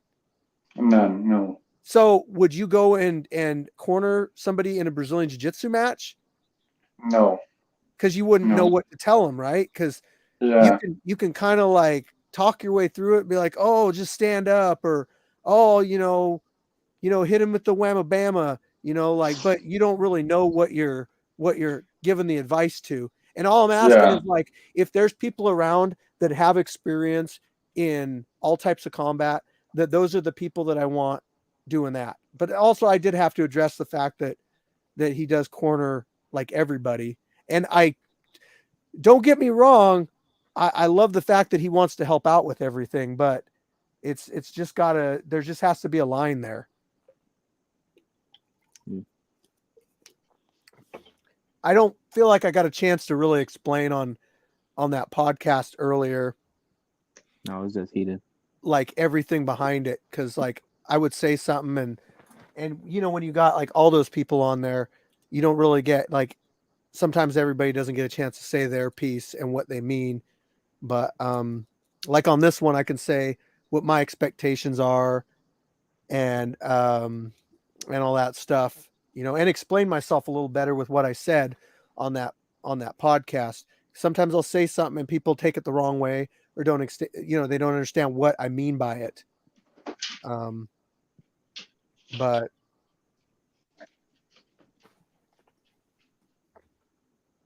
That was the Fight Team 206 podcast. I have to watch that back. yeah, give them a follow. I was on there I today. follow them. Follow them. Fight Team 206. Yeah. I was just watching boxing all day, so I couldn't watch that. Oh, Ooh, yeah. Fighting 206. Can I call him out on here? Huh? Yeah. Fighting 206. I'd like to be on your podcast sometime. Yeah, that's it. Oh, dude. That's it. 'Cause it looks fun. I mean, I see. Yeah. Hey, I see in our group chat, Arm & Hammer. Melvin's in our group chat. Oh, for real? Yeah, his name's Melvin. So go in our group chat and just hit @Melvin. Say, hey, can I be on your podcast? No, yeah, because I seen Arm & Hammer in there, and I was like, what? The dude that holds like, yeah, yeah, the fastest knockout. Yeah, Melvin's Mr. June. They've all fought in the Scrapyard. Mr. June fought El Perro. The dog. But yeah, they've all fought in the Scrapyard. They all got experience. Hitmonlee's got a ton of Taekwondo experience. It's same way. I remember when I first came up to the Scrapyard, I watched him fight and like he kicking dudes in the head left and right. I was really impressed with him. Yep. And actually those guys were I can partially say like they helped me kind of get going on my channel because they were already an established like YouTube channel with like 5,000 subscribers. And I was like, oh my gosh, they got like 5,000 subscribers. And, they had me on their podcast there was a podcast. They had me on their podcast. And then they would come out to our fights and interview people. And they still come out and still show up and still interview people sometimes. So I just love the fact that they're still like part of the Scrapyard since the beginning. Cause really they're like OGs, anybody that fought in that old ring is, I consider like a Scrapyard OG. Yeah, most definitely. Arm & Hammer and Hitmonlee both fought in that old ring. The noodle ropes. Would you have a separate boxing ring or is it always going to be in the cage? Oh, it's always gonna be a cage, man. Like, Okay. yeah, you trust me. If you would have fought back then, well, you would have only been like, you know, I don't 16. know, not old enough, not old enough. But I mean, Yeah. trust me, if I had that ring around now and you fought in it, you'd be like, let me go back in the cage. It was Yeah, just most definitely. like I had to just build it out of stuff I had. It was literally bungee cords and these poles that I cemented into the ground. And that was it. Solo destroyed it. Dang. One shot from Solo landed on it and it destroyed my ring. And then that's when we did our nice cage and everything. And we all got together. I had people coming out, Gash, Buddy V, Turkish Assassin, Turco, all these people coming out and like painting and helping out. And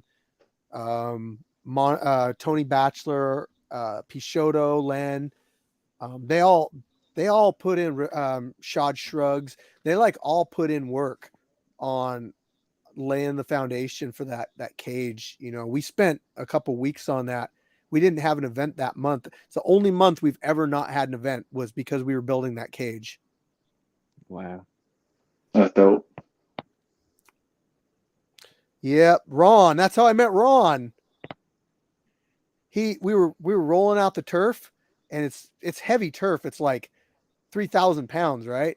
And it took like 10 of us to push this roll because it was all full of these like commercial BBs, these like rubber BBs and stuff, and it made it like way heavy. Anyway, we were pushing. I remember the first time I met Ron. We were like, we had to like get a hook under it for a truck to pull the turf, right? And I remember like I'm holding up something and he throws this hook under something and it just bang right into my knee and I'm like, he's like, oh man, I'm sorry, man. And that was my first like, real interaction with Ron, and he's been around ever since. Yeah, it's crazy how you meet friends. It is. It's crazy. Like, that was just a couple years ago, but it seems like so long ago with how far the Scrapyard's come.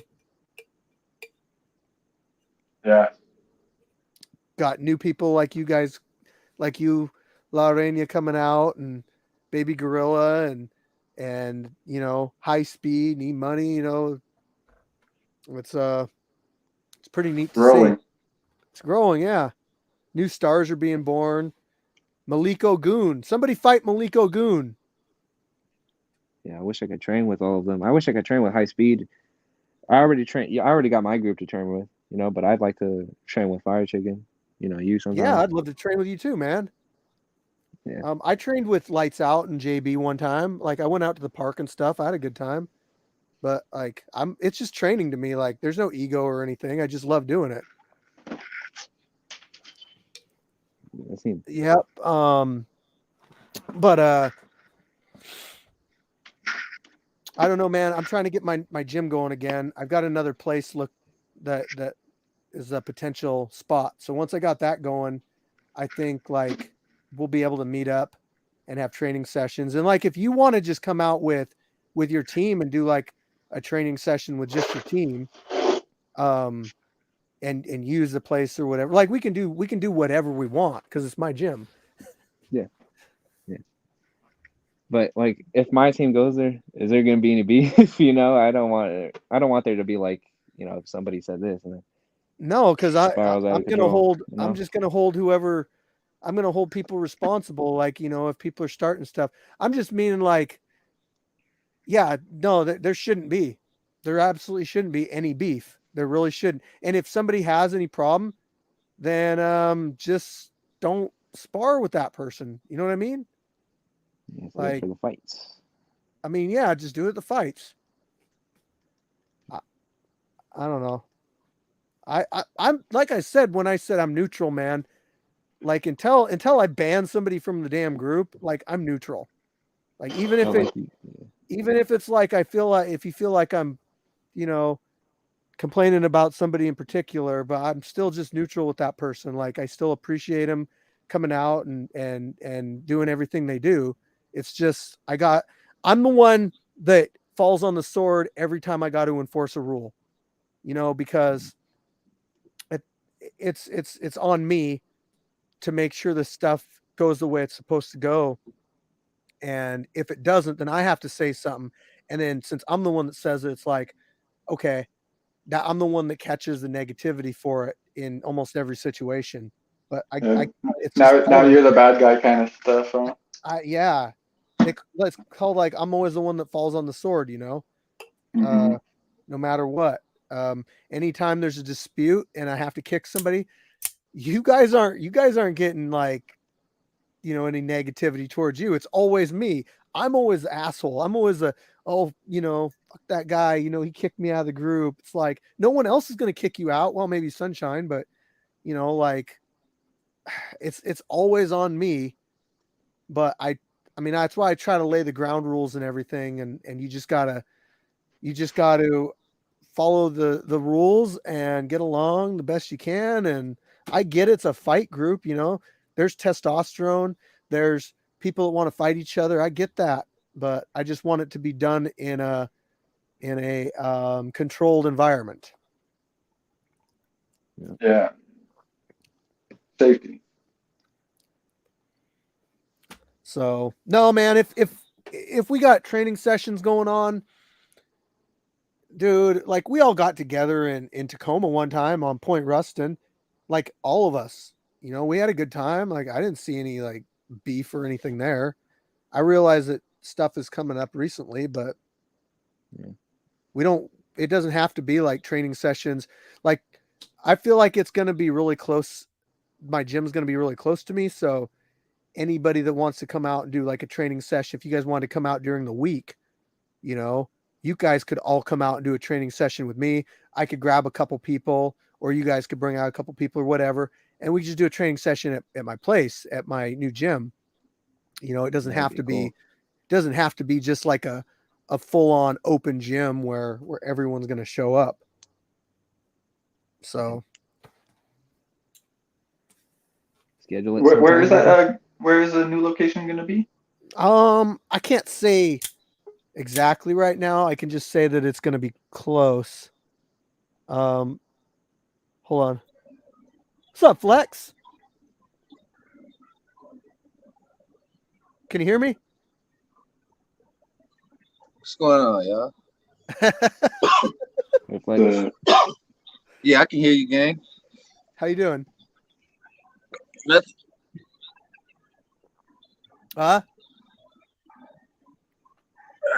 Just a little sore, but I'm all right.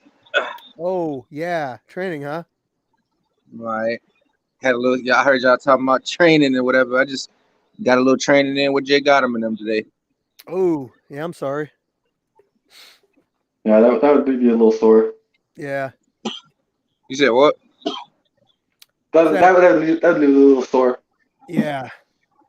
I know how you feel. I've trained with him before too. It wasn't even that bad, man. You know it's crazy? The Wave, they got this kid in there that doesn't speak English at all, and he's Russian. He has like 100 and something Muay Thai fights.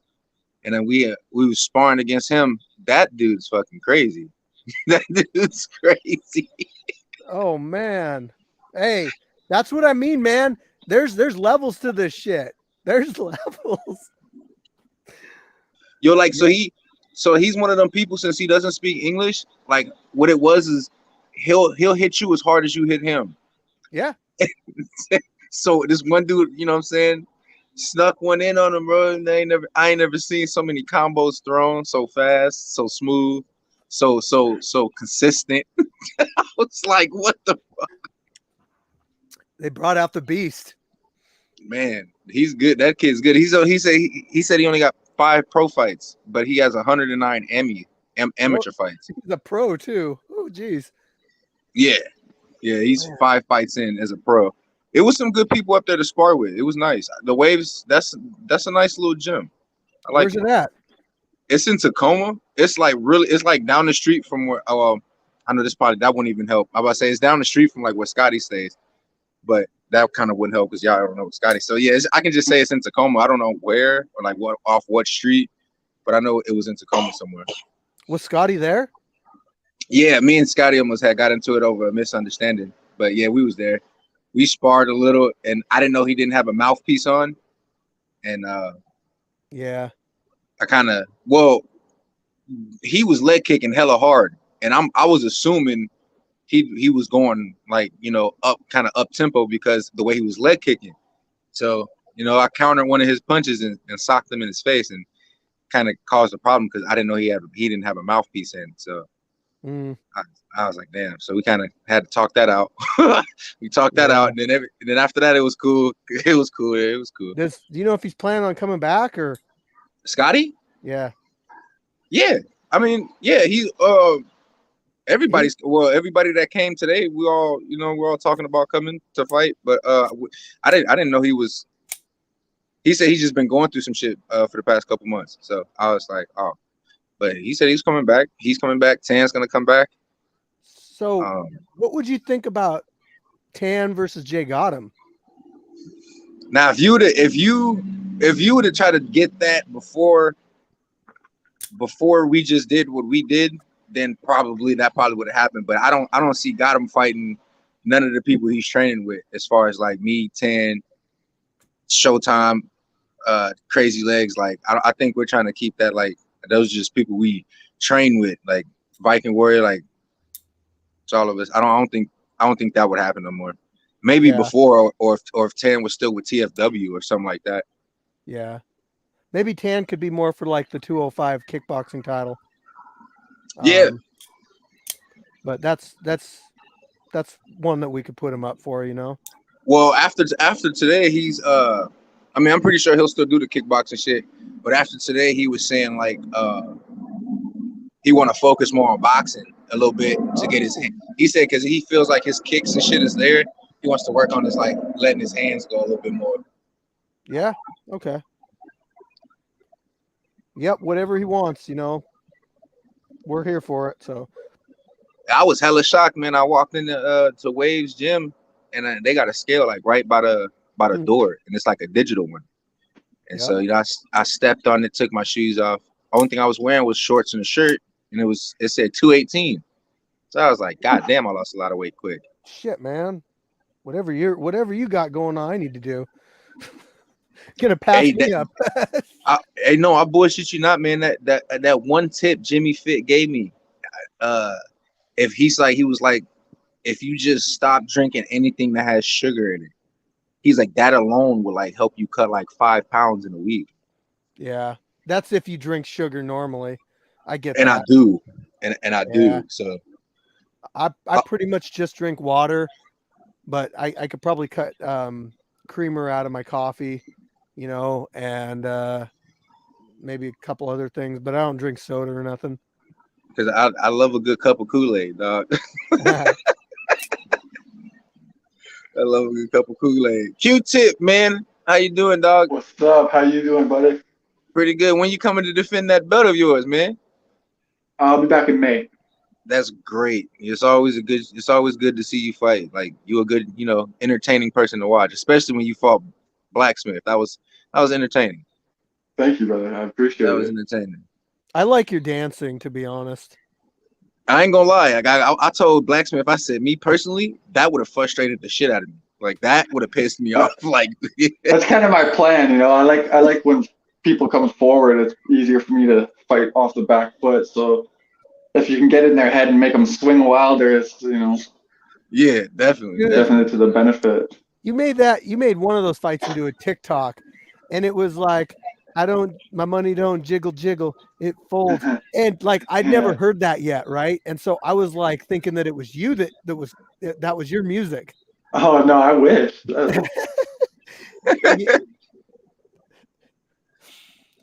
Yeah, I wish. So what's the event this month looking like, Steve? Well, I got, you signed up, and I'm going to try to find you something. And I do got a couple matches. I got Mr. Fitness versus the Red Goat in a MMA glove boxing match. That'd be interesting. It is. And then So we're not even into what is today? It's not even the 10th yet, right? Yeah, no, Oh, not even. it's the 4th, dude. So we got like 20 days to get people to sign up. What we got to do is like the more you guys get out there and kind of like speak to people and put some social media stuff out, you can actually get people to sign up and we can make the event bigger. You know, the more people we have sign up, the more options we have as far as matching people up. It's more about people coming actually. Well, that's one thing is some people are signing up and not reading the damn thing, and so they don't get a hold of me for the address. And yeah, but yeah, show up. If you sign up, show up. Like, come on.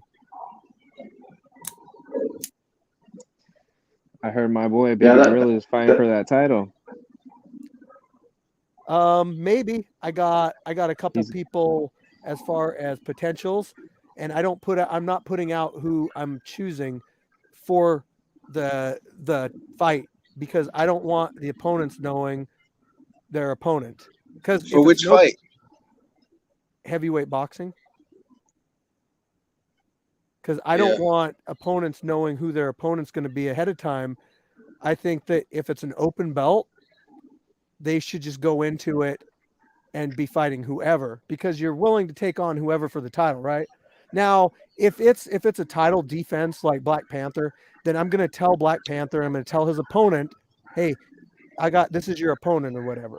But as far as an open title, yeah, I'm just going to keep that one secret on whoever. Hey, so what's declared heavyweight? Because the way I'm cutting weight, man, and that's what I'm saying. Like, what's declared heavyweight? You said anything over 210?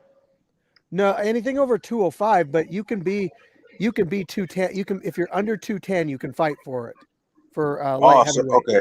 So so y'all got that 5 pounds difference? You got 5 pounds, yeah. Because I don't want people cutting like a ton of weight, and if you got to cut more than that 5 pounds, you should just be fighting up a weight class. So,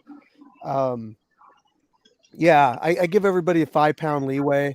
If it comes down to it, and the fighters are one of them's over, then I don't know what I would do. I'd maybe make it a title fight, but the one person that was over can't win the title. You know, that's not fair. Yeah. Or I just say like, yeah, you guys fight, but it's a non-title fight, 3 rounds, or it could be 5 rounds, just non-title. So as far as like heavyweight though, would it be an open? Is there a set weight? Well, in UFC and stuff, there's a 265 pound weight limit for heavyweights, but like we don't really have like a super heavyweight division. We just kind of have like heavyweight. So it's anything over 205 basically. Gotcha.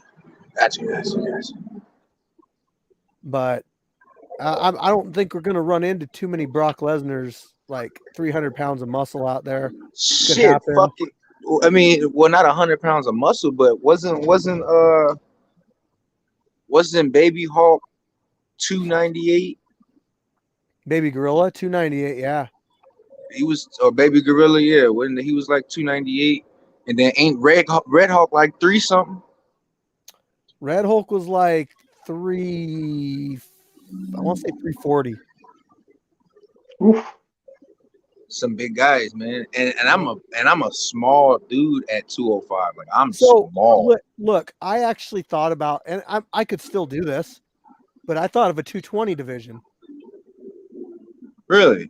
I thought of that because I've always thought like, oh, he was 385. Oh my gosh. Oh my god. Who? Oh, Red Hulk was 385. See how fast he could move for 385 though? Jesus Christ. Oh my god. But anyway, I've always said like the UFC should have a 220 pound weight class because there's no reason why we can't do it. Then you could, be 225. That's the cap there. But and then just anything over that is heavyweight. So I mean, if you're 340 or 240, you could cut down to the 225. You got to be 18, Gray Jester. Yep, 225, and that's where the cutoff would be for that weight class. But there's no reason we can't do it.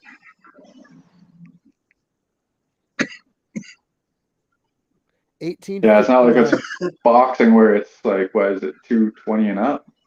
Yeah, but they probably have sky's the limit. Do they have a limit on boxing though? No, they don't. Sky's the limit. I remember Nikolai Value, he was like 300 pounds. Hey, I can share this link while I'm on here, right? Yeah, you can't. Well, not the one to come on. You want to share? You want to share the one to the YouTube video that's up right now. So, like, just go to YouTube and then go to my YouTube channel, and it's playing right now. So you just copy that link. But if you give them the one that I gave you, they'll come on the show, and that's okay, got you. Gino was here. You got to go to our Facebook group and sign up. 29,000 members. We have a monthly sign up on there. And Kai Jeremy said 18 to 59. Yes, I did have to put a limit on the age of the fighters because I feel like we're playing with fire if we're just like letting, somebody that's like 85 come in there. So y'all kick Vice Grip out? He ain't over 60. Oh, I was about to say, man, he's one of my favorite old fighters. I know he's 56 or 57 right now. Speaking of which, how's he doing? He's fine. He's in our he wants to make a comeback. I think a lot of people don't like the idea of fighting in the rain and the cold, so they just wait for the summer months to come around. But some people are just warriors, they're out there like, La Reina and Lights Out and U-Flex, people signing up in the cold weather. Get in there, do your match, get out, warm up again. So, but I mean, I get it, like some people don't want to fight in like 30-degree weather. Just like I had to fight over in Virginia and it was like 100 degrees out. That sucked, man. Yeah, it was hella hot when I fought on the West Coast too. Yeah. Oh. Like 96 or something. I think that the West Coast would want to come out here in the summertime because this is going to be your coolest spot. Yeah, perfect weather up there in the summer. Yeah, it's usually 70s, at the most like 80s. And we had a couple events that were, or at least one event that was like probably 90s, but West Coast probably gets like closer to 100 on the hot months. Yeah, at least you got shade. Man, what happened to the invasion? What invasion? To the West Coast. I don't know. We don't have anything planned.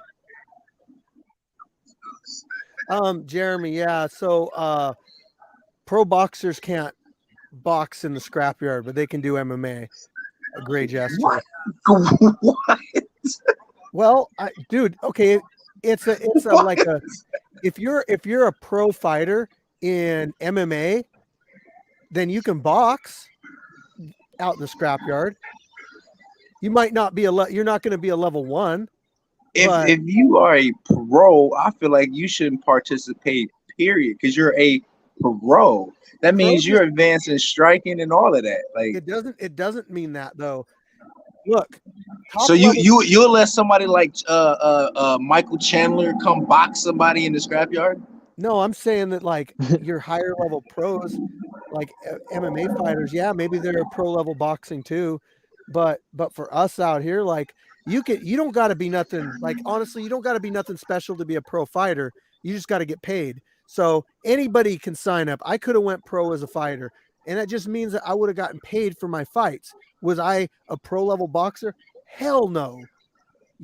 Like some people are just good at wrestling and jiu-jitsu, so they come out and they do pro and MMA and they take it to the ground, but their stand-up might not be that good. There's people in the UFC that stand-up is not very good. Look at some of your, like, yeah, dude, look at some of your high-level jiu-jitsu guys, like Hoist Gracie and those guys. That's a pro fighter. some of these guys from Brazil that are just deep in the jiu-jitsu game, that doesn't mean they're like a pro level boxer, but it also doesn't mean that they're like a level 1 boxer either. So just for legal reasons, we can't let a pro fighter that's pro in that particular sport fight in the scrapyard. We can let them fight in a different thing, a different brand, a different type of fighting. Yeah. Well, I wonder who would come and do that. That would be interesting. There's already been. Oh, really? Who? Well, Ron was a pro fighter in kickboxing. We had El Guanaco, or not El Guanaco, but Coach P, our referee, was a pro MMA fighter. He did boxing in our yard, and he didn't win. So, it's not a guaranteed win. And he told me too, he's like, hey, I was more of a wrestler when I did MMA pro, you know? So like I thought he did good in boxing, but the guy he fought, El Guanaco, did better. And he was just a street beast fighter, fought in Virginia, came over here, fought, and it was a good fight, and he ended up winning. But, yeah. Don't you just got to take that out of your brain that like pro means like good. Dude, I know do, pro yeah, fighters, I do think that. I do. Dude, there's pro fighters that I know that are like 0-30. Like, yeah, just because you're getting paid. Just because you decided to sign a contract and get a paycheck for the fight doesn't mean that you got a lot for it. It just means that you got paid for it. So that's a mistake a lot of amateurs make, is that they go pro too early and that they never end up winning any of their pro fights, and then they're kind of stuck because they can't go back to amateur. Yeah.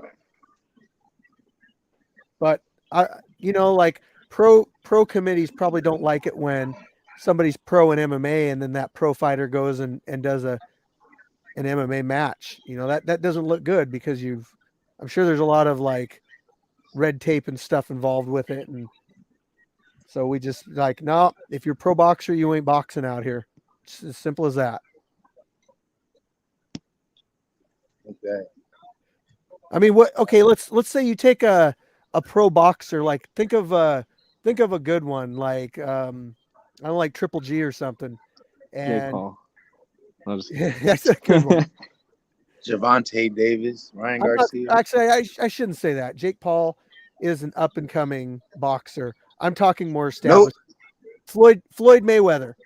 You think if you put Floyd Mayweather in a boxing match or in a MMA match, and you gave him somebody that was like a college level wrestler, what do you think is going to happen? That wrestler, he gonna smoke. That wrestler gonna smoke it. That wrestler's gonna take him down. It's gonna happen. Or he might eat some. He might eat some, but we don't know. But that wrestler's probably gonna take him down. And guess what? All those years of boxing, like you don't have any clue on what to do on the ground. You don't even know how to get up. Like you're just a punching bag on the ground. So it's just all where you focus your training, I try to spread mine around even. I try to build everything.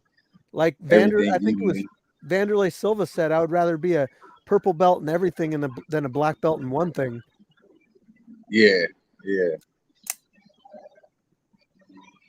Definitely that.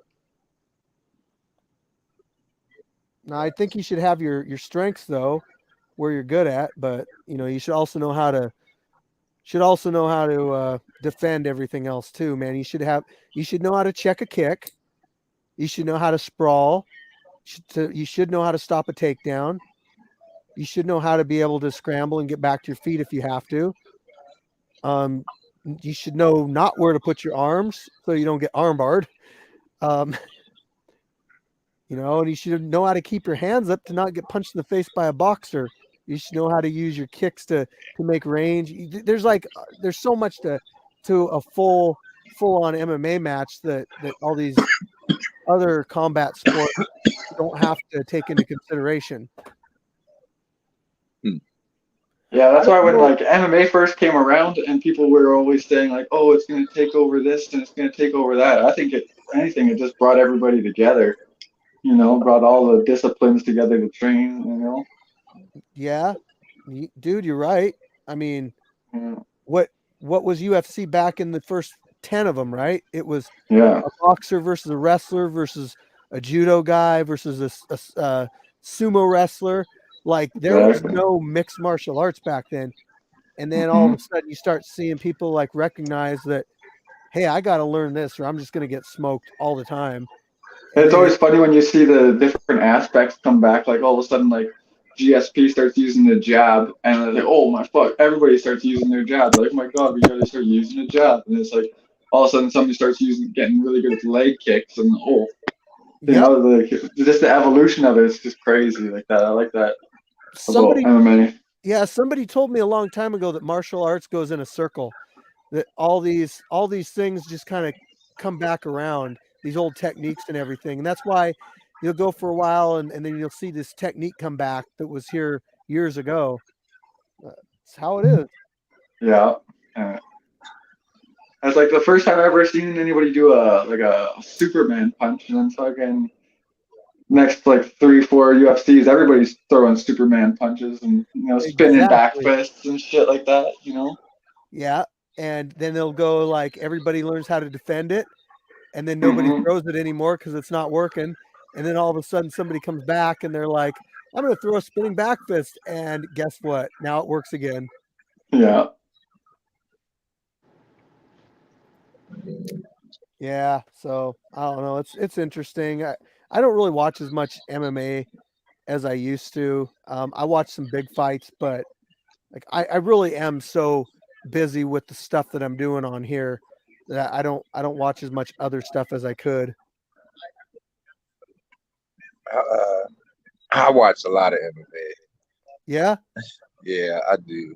That's why right now, like what's going on right now in the heavyweight division, the light heavyweight division, is kind of awkward. Like the championship switches almost every fight. Oh yeah. Yeah. that So means it's high competition right now. yeah. Yeah, Yeah. I don't know. I don't think what's his name is gonna keep this belt long. I think he's gonna lose it when he goes Who against Bohovic. who has it right now? Jeremiah Hall or Hill. He just beat Glover Teixeira. Oh man, I don't keep up on nothing. What about with the heavyweights with the John Jones versus Dane? That'll be a Sarah good fight. versus Sarah Gone. Yeah, that'll be a good ass fight. Yeah, I I'm can't wait. I can't wait for that fight. I'm really interested to see how Jones does as a heavyweight. Me too. Yeah. I feel like that him fighting in 205 was more of a struggle than him fighting heavyweight. I feel like him like John's natural heavyweight. Like both his brothers are heavyweights. His family's a whole heavyweight. I feel like it was harder for him to fight and stay down at his weight at 205 than it is for him to be a heavyweight. Now that he's a heavyweight, I feel like he's comfortable. I don't. He's always been slow to me as far as like speed wise. Like so, I don't feel like that's gonna change. I don't feel like none of his techniques is gonna change. I feel like he's gonna dominate that division. So I one feel like if he beats Gon, then he beats everybody in that division. yeah. He beats everybody in that division. I think one thing to look at with moving up a weight class like he's doing is when he was 205, he had a lot of reach and height advantages over a lot of people, and he would be Hmm. able to implement that into his fights. Yeah, But yeah, as a heavyweight, you're getting up to where people are more in line with your height and reach, and you might not have as much of an advantage in that aspect. Now, I'm not saying that like I think that's the determining factor there, but it is something to think about. no, yeah, it is. But see, that's when the technique comes in though, because then like when that comes in, when he's even like that, like that's how he beat Augustus. Augustus matched him in reach, but Yeah. he had better technique and he executed better things than Augustus did. And I feel like he gonna do the same because if you look in the heavyweight division, who's up there like Tua, he's not no. That's a walkthrough. Like Tua's strong. He got a right hand, cool beans. But nope. Who else is it? That Max Asperdal? Nope. Like, No. there's nobody gonna be up there touching John besides it's God. kind of Nagano would have been probably the best. Yeah, Nagano. Would have been the best match. And if Yeah. he goes to a different organization, it's going to be like Fedor. You know, he'll probably dominate and he'll hold the belt and he won't have the competition. But that's unfortunate that happened. I heard that Fury offered him a fight in a cage doing boxing with UFC gloves on. He did. He definitely did. He What do you wanted to guys? mix. He wanted to mix boxing with MMA. What do you think the outcome's going to be on that? Oh, I feel like Is it straight boxing? Yeah, Boxing to me, it's MMA gloves. Yeah, it's supposed to be boxing, but with just an MMA glove. Later, Gray. The one thing that I noticed is like if like the difference between a ring and a cage is usually like you can put your foot underneath the ropes.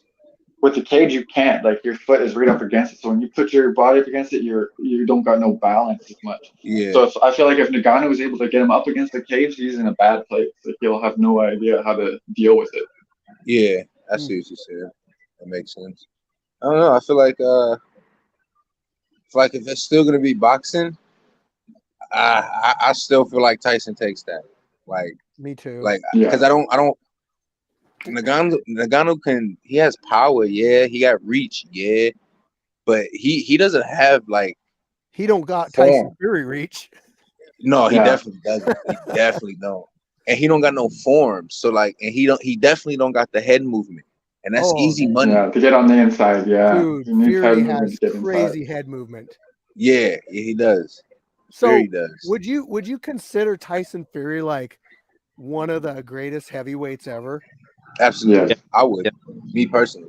I do too. I know it's early, you know, he's still, but a lot of people don't want to say that yet. But I think, to be honest, like I think he would have given like a lot of people back in the golden days, you know, Tyson era. I think he would have given a lot of people a lot of problems. If you sit back now, and them same people who saying like he's not the greatest boxer, you can't name not nobody in the heavyweight division that could compete. And everybody that could compete, that had a chance, he beat already, and he beat multiple times. So now you look at it like, okay, Andy Ruiz, nope, not happening. You're too little. He just beat that one black dude, the gorilla dude. I forgot his name, but he just beat the hell out of him. Derek Chisora. Wilder was the closest thing. Exactly. That was it. He figured out Wilder's style, and as soon as he figured that out, it was like from that point on, Wilder could never win a fight against Fury. Yeah, it's over. Yeah, that one's done. Yeah. I want to see Fury versus Joshua. I just feel like it needs to happen. I already know who's going to win, but I just want to see it. I want to see Wilder versus Joshua. And you know it's crazy. What's that one? Usyk, that's his name. Usyk. Yeah. I think that's the one that he's supposed to be fighting like next. Like supposed to be coming out of retirement again to fight Usyk. Who do you think from the past would be the hardest challenge for Tyson Fury right now? If we took anybody from history. Muhammad Ali. Nope. Maybe George Foreman and his prime. I was about to say George Foreman or I would Foreman would be good, yeah. And he would keep coming at him, and he wouldn't be able to put like Muhammad Ali. Nope. Nah. I wouldn't. Honestly, like myself, I wouldn't give it to Ali. I feel like he'll destroy Ali. Yeah, because he's a better mover, and he's like 7 feet tall. You know what I mean? Like that's. Yeah. What about like Evander Holyfield? Oh, Holyfield might give it to him. Tyson or Fury's gonna win, but I think that would be a good match between the two of them.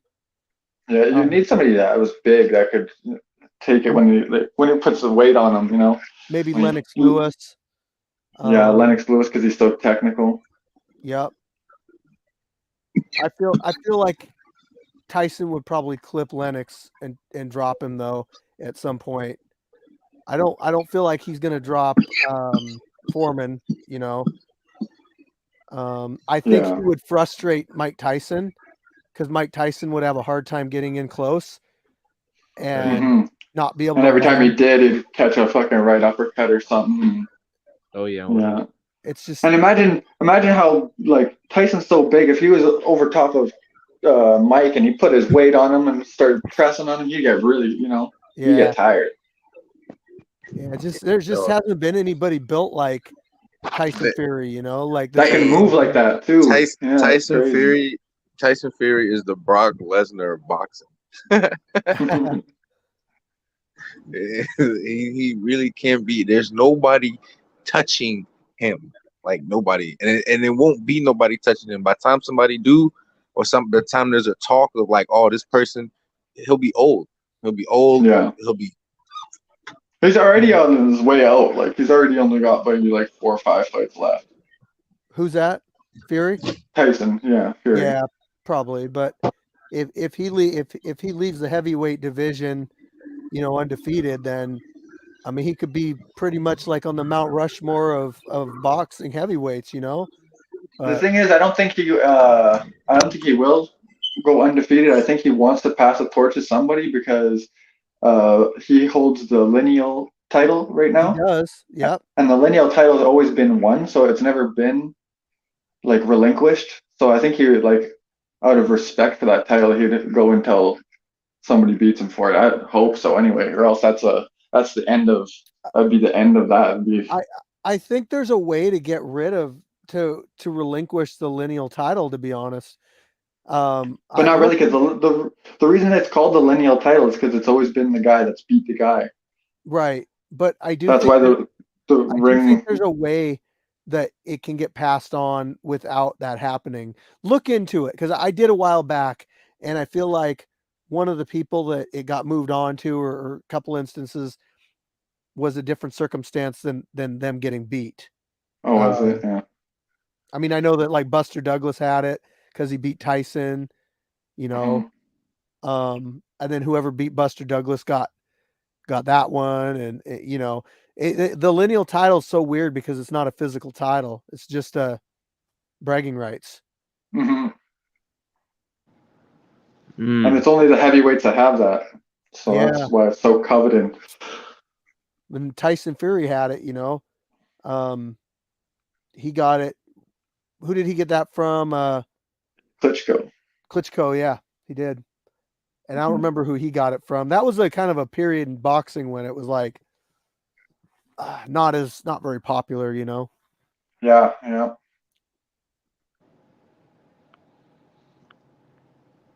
After the previous guy retired without getting beaten, they get recognized. Okay. Matt Schlemming versus Floyd Patterson, or Floyd Patterson. So Jeremy's given examples of how it can get passed on. Yeah, okay. So who would be? So Jared, this is a question for Jeremy. If you know, who would be eligible for it right now then, if Tyson Fury was to somehow like give it on? That's a good question. Is it Is just there anybody that's like undefeated or like who would even recognized? be in the running for it? Yeah, maybe it would Right. just be who's recognized as the person that, you know, that top dog or whatever. I don't know.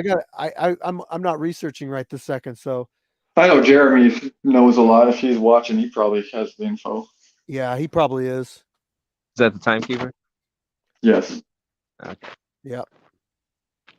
Probably the next he's- person to be considered the unanimous champion. Okay. Yeah, it's weird because like Wilder, he was, you know, he was the champ and everything, but he wasn't the lineal champ. Yeah. Yeah. Yeah, it's kind of crazy too because they when they stripped Nagano of his title for the UFC, they kind of messed up their chance of ever having a lineal title that goes for a really long time like that. Yeah. Kind of a shame. Yeah, it's I don't understand what the UFC does sometimes. I feel like they try to cater more to views than they do,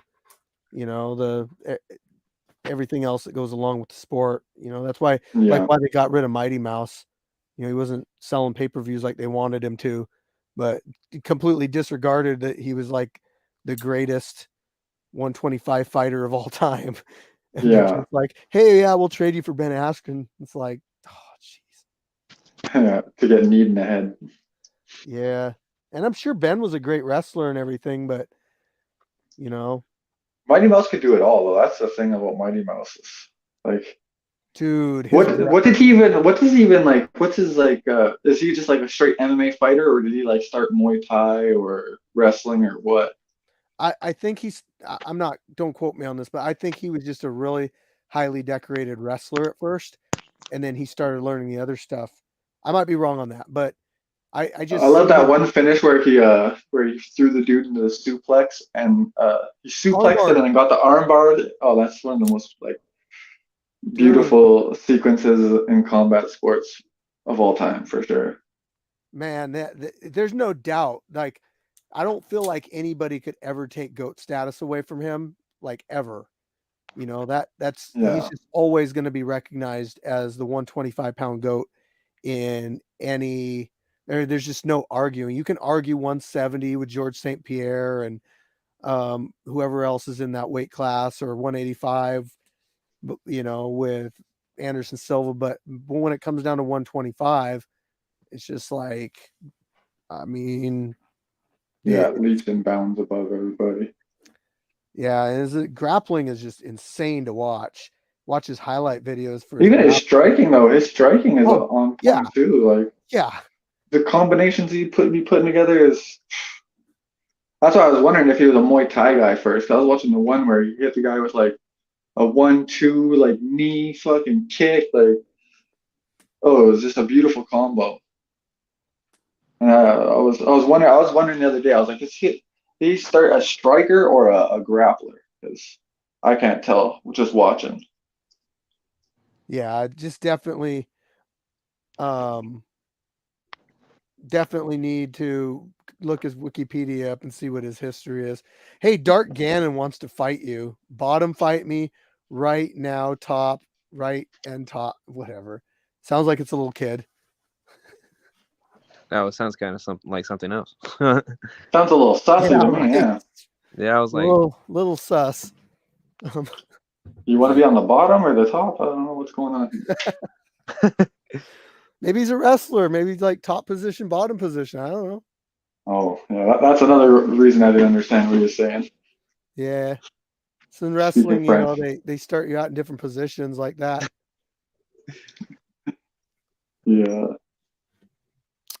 All right, guys. All right, brother. I gotta get out of here. Yeah, I kind of do too. It's like 2 hours and 13 minutes in. So, All right. peace out, Q-Tip. It's been Peace, great. boys. Love having you on the show, and Yeah, I yes, will see sir. you in May. Most definitely. See you guys. Later. hey, Fire Chicken. What's up? Can you can you remove that plaque and like grab it, or no? It's like screwed on there. Oh, this one? Yeah, I don't know Um, why. Cause like one day I was like sleeping, and I don't know why I was thinking about the scrapyard. Like I could just see you like hold the plaque, the YouTube plaque, and like go like this, like like smile like that. I don't know why. Yeah, like that. Like I don't know why I saw that, and that was so funny to me when I was like half asleep. I think kids have been up here touching it because it's got fingerprints all over it. I definitely don't sleep with it. I don't. But Yeah, that was. Yeah, no, that's just something I wanted to do, or I yeah, wanted to. it's kind of cool. Like, that was never something I ever thought would happen. Like, starting this whole thing, I was like, and then it started like build momentum. It's like, oh crap, like, yeah, it's kind of cool. But My yeah, birthday's in. just something that kind of goes along with all the stuff that we built on. So I was about to say my birthday is a day after the fight. It's on 26th. Oh, really? Yeah. Don't tell me you're going to be 18. Don't tell me that. I'm gonna be 18, bro. No, I'm just kidding. No, I'm gonna be 19. Okay. Hey, you've been fighting for 2 years for me. No, I'm just kidding. In a way. Yeah. Hell yeah, man. You got any plans? Any plans for the birthday? Probably go to the dope show. No, I'm just kidding. No, I'm not old enough to go to that either. The dope show? Yeah. I don't think you got to be 21. Yeah, because I remember you took Fade with you. You remember Fade? Yeah. Back in the October events, and you were like, well, you got to be 21. I was like, dang. Oh, Yeah. I might have found something that said that you had to be because they serve alcohol there. Oh, Yeah. that's not it. But You yeah, ever go out to like Dorky's or anything in Tacoma? those dorkies. The arcade there? Never heard So of it. they serve alcohol there, but you don't got to be 21 to go there. But it's on it's near the comedy club, like right next to it. And just look up Dorky's Arcade. And it's just this huge arcade that has like all these games you can think of. Like I ran into Karate Gandalf and his brother there one time. Oh, that's awesome. We went out for my birthday one year and we went there and a couple other places. And like I think who went with us? Jay Viking, Crazy Legs, a couple other people. Like, yeah, it's just takes quarters and stuff, man. It's an arcade. That's cool. Yeah, I have to Um, do for my birthday. I don't know. there's also a bowling alley in Gig Harbor that's got this 2-story laser tag. That is 2 stories. Holy Yeah, crap. it's Crazy Legs did it with us for my birthday. Like he came out and they have duck pin bowling too, which is a ball about this big, and Uh-huh. you get to throw it 3 times, but they're normal size pins. Dang, The bowling alley, Jeremy, has laser tag. It's called that sounds fun. Ocean 5 or 8 or something in Gig Harbor. But they got that, and they got an arcade that has one of those punching bags too, that you can hit as hard Oh, as you can. see how hard you hit? Yeah, they got one of those and some other games. A coffee bar. Yeah, just in a bar, but you're not old enough to drink. But it's a bowling alley in Gig Harbor. But the laser tag's pretty fun. We got like all of us in there and did it, and there's like different modes on your guns and stuff. You have a backpack on, and like you could do like it's like you can put freeze mode on, so when you shoot somebody, it like temporarily freezes their gun so they can't shoot you back, and you got to like sneak in and hit their base and stuff, and there's like obstacles and everything. And I've never gone upstairs, but it's a ramp and it just goes right upstairs to like a whole nother level, Uh-huh. and it's crazy. Dang. I think I did that one time with one of my friends at her birthday party. It's a workout. You don't even realize it. You running. By the time Yeah. you're done, you're all sweaty. It's like, what? I had fun. Yeah, Crazy Legs wore a onesie. He doesn't really sweat though, I guess. But I was pretty slimy. Yeah. Yeah. But we'll have to train sometime. And Yes, for sure. Yeah, I think in the next couple months I'm gonna get my gym going. So definitely. Or just hang around after one of the one of the Scrapyard events. events. Yeah. I always go and grab my gloves, and I try to get matches in with especially people like Jimmy or anybody that comes from like out of state, you know. Mm-hmm. I definitely like Shinigami, any of these guys that are from like different states or different branches of the street beast. Like I always want to try to get in there and just do a couple rounds with them. But That's great. But yeah, man, I gotta go. yeah, It's not me too. letting, Thanks for coming on, man. Have a good rest of your weekend. thank you. You as well. Peace out. Yeah.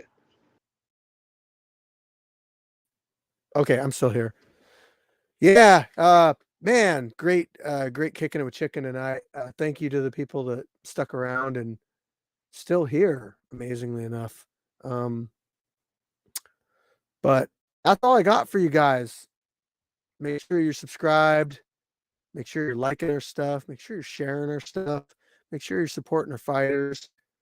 The next event is on the 25th, and we're going to have some good matchups for you guys, like always. So, peace out, everybody. Love y'all. Fire Chicken out.